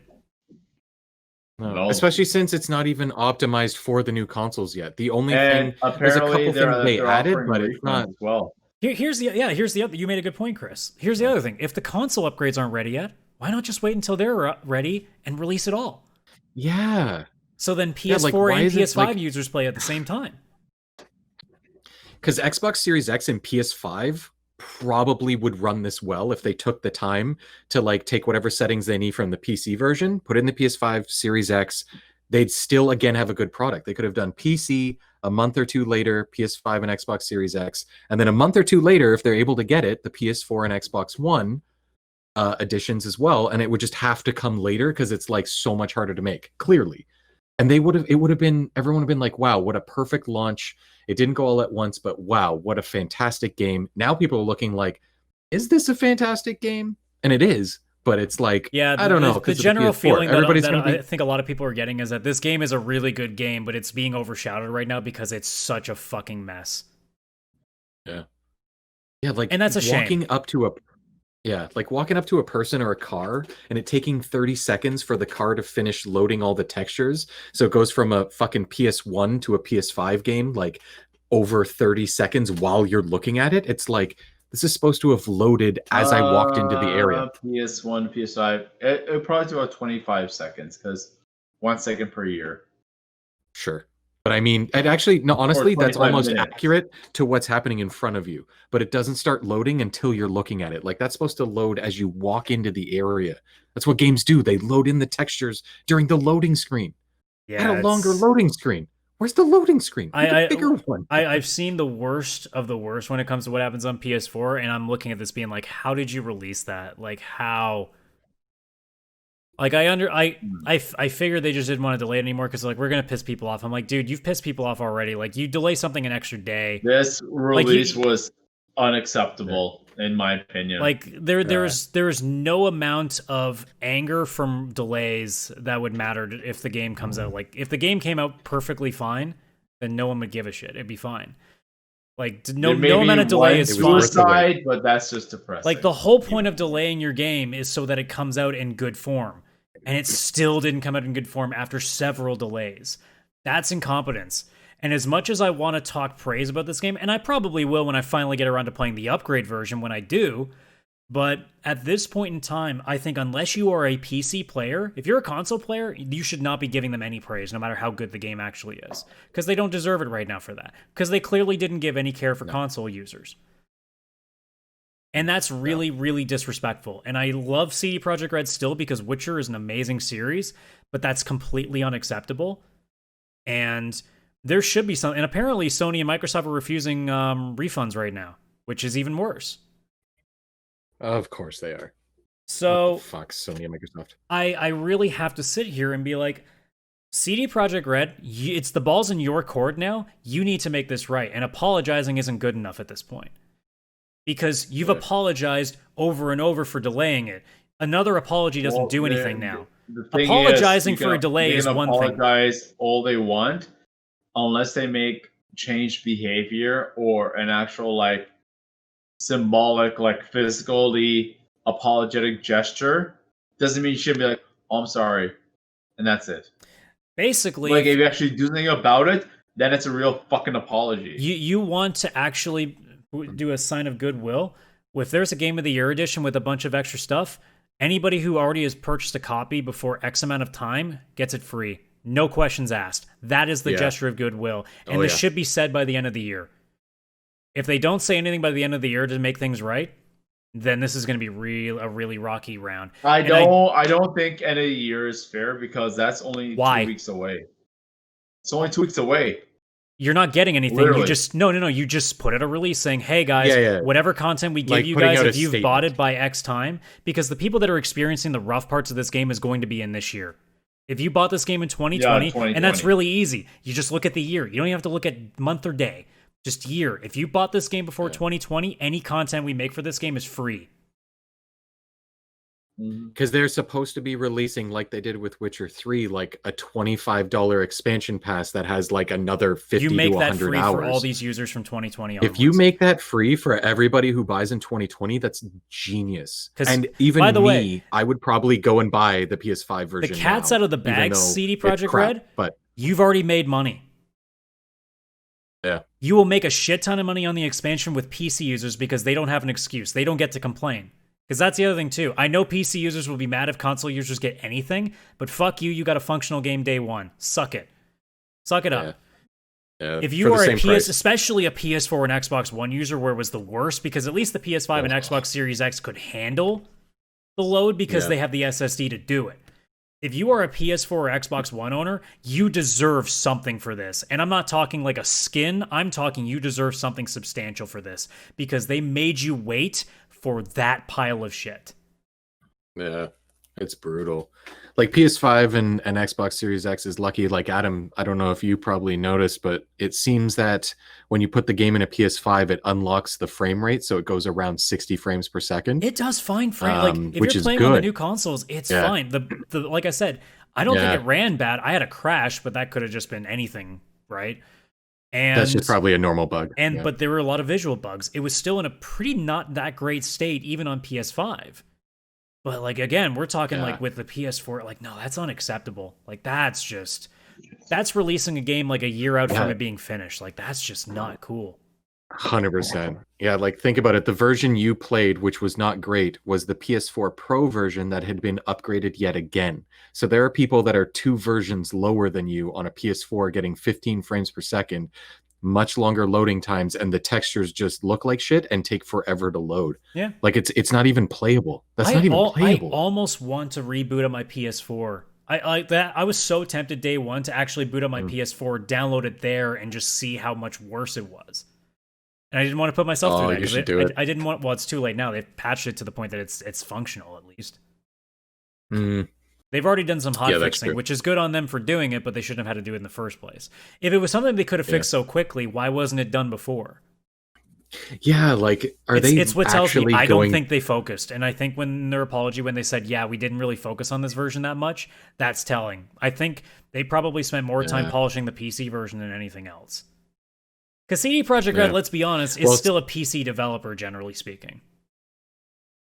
Yes, and they're good at it PC wise, and they probably saw that 59% of all sales or all digital sales were PC.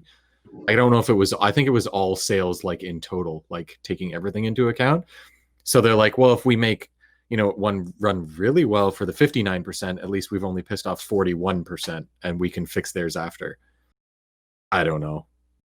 It's bad. I think that's a really, really bad launch. I think people will forgive them pretty quick, and everybody's still going to talk. When the game is perfectly fine, they will 100% forgive. But this current moment, yeah, this is not forgivable. Exactly. No.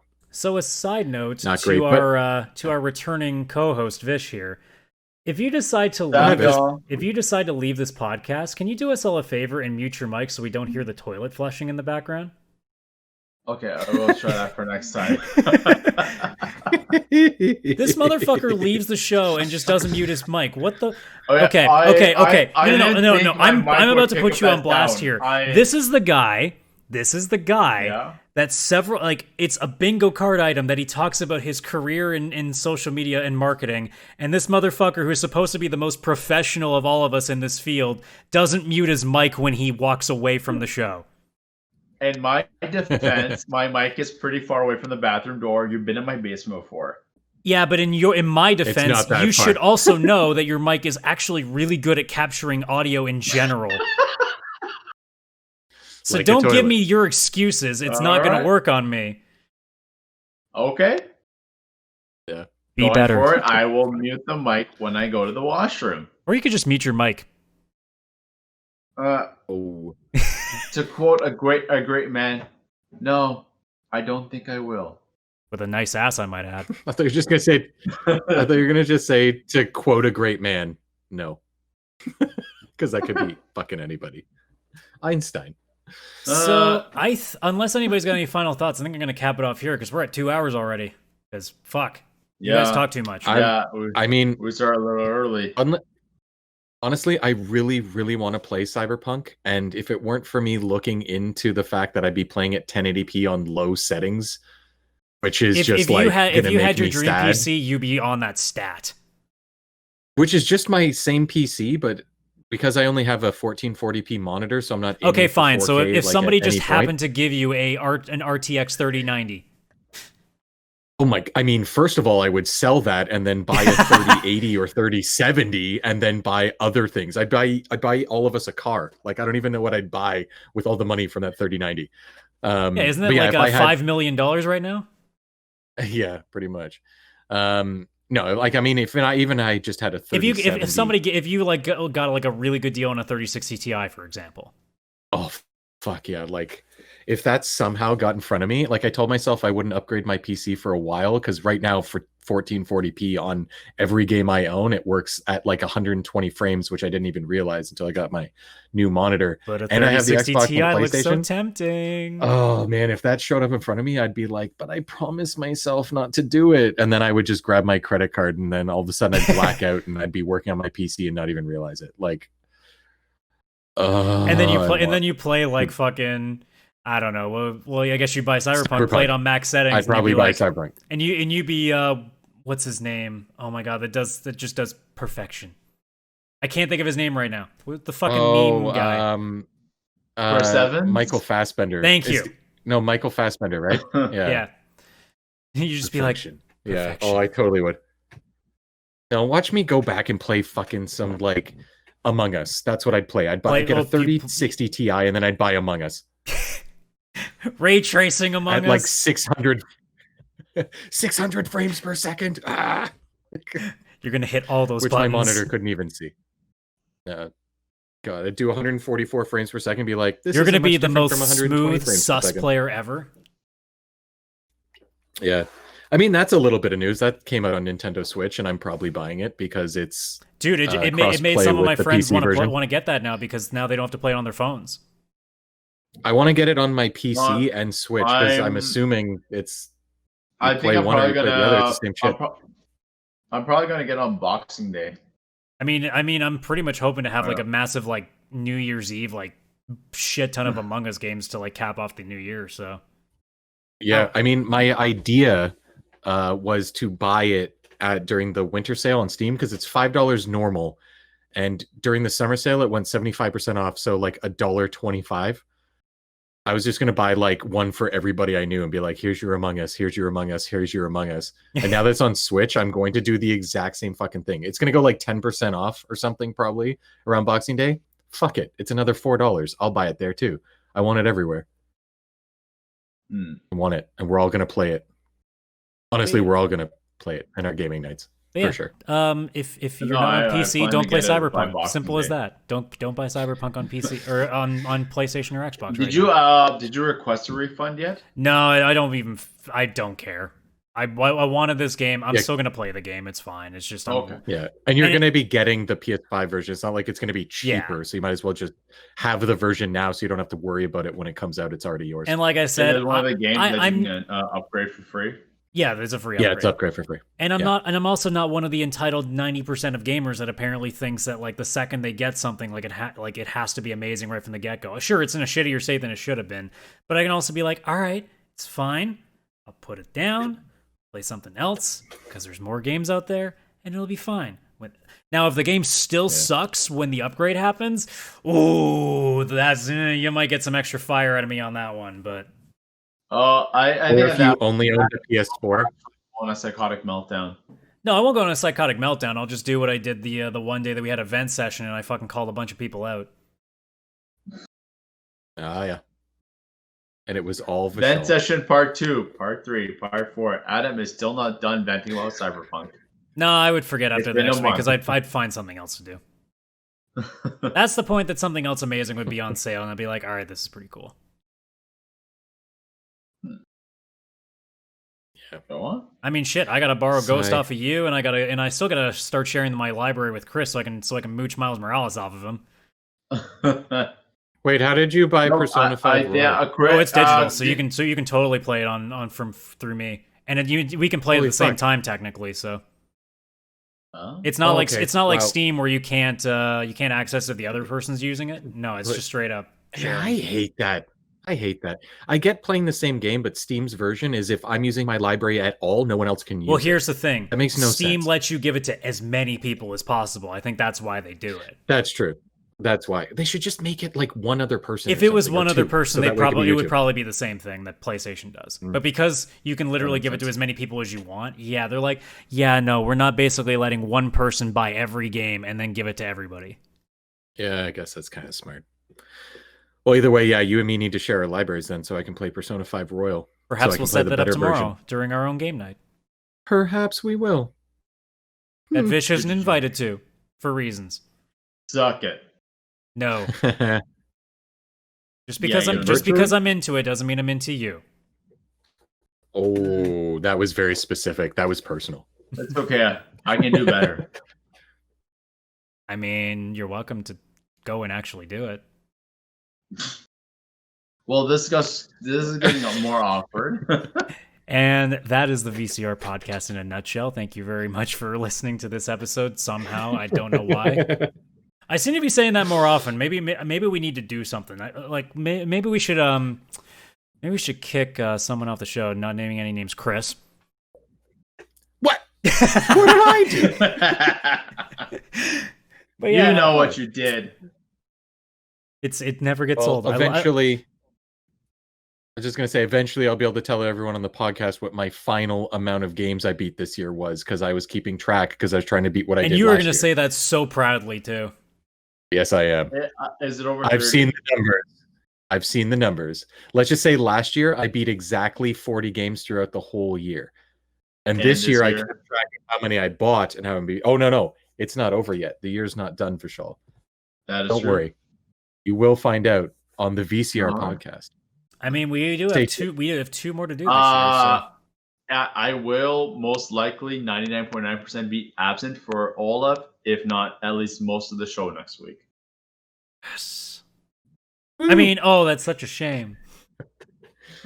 I get it. So this has been the VCR podcast for the 16th of December. We have 2 more episodes to go, and then it's not 2020 anymore. And we all pray to God that the second January 1st hits, that it's not 2020 anymore and stays that way. hey, it's a new month and it's the first of the year, and my birthday is basically canceled. To make that classic gamer joke that's been going around since, like, I don't know, the beginning of 2020, January 1st, the first second happens, and all of a sudden it says, level 2021 unlocked, and you go, oh, shit.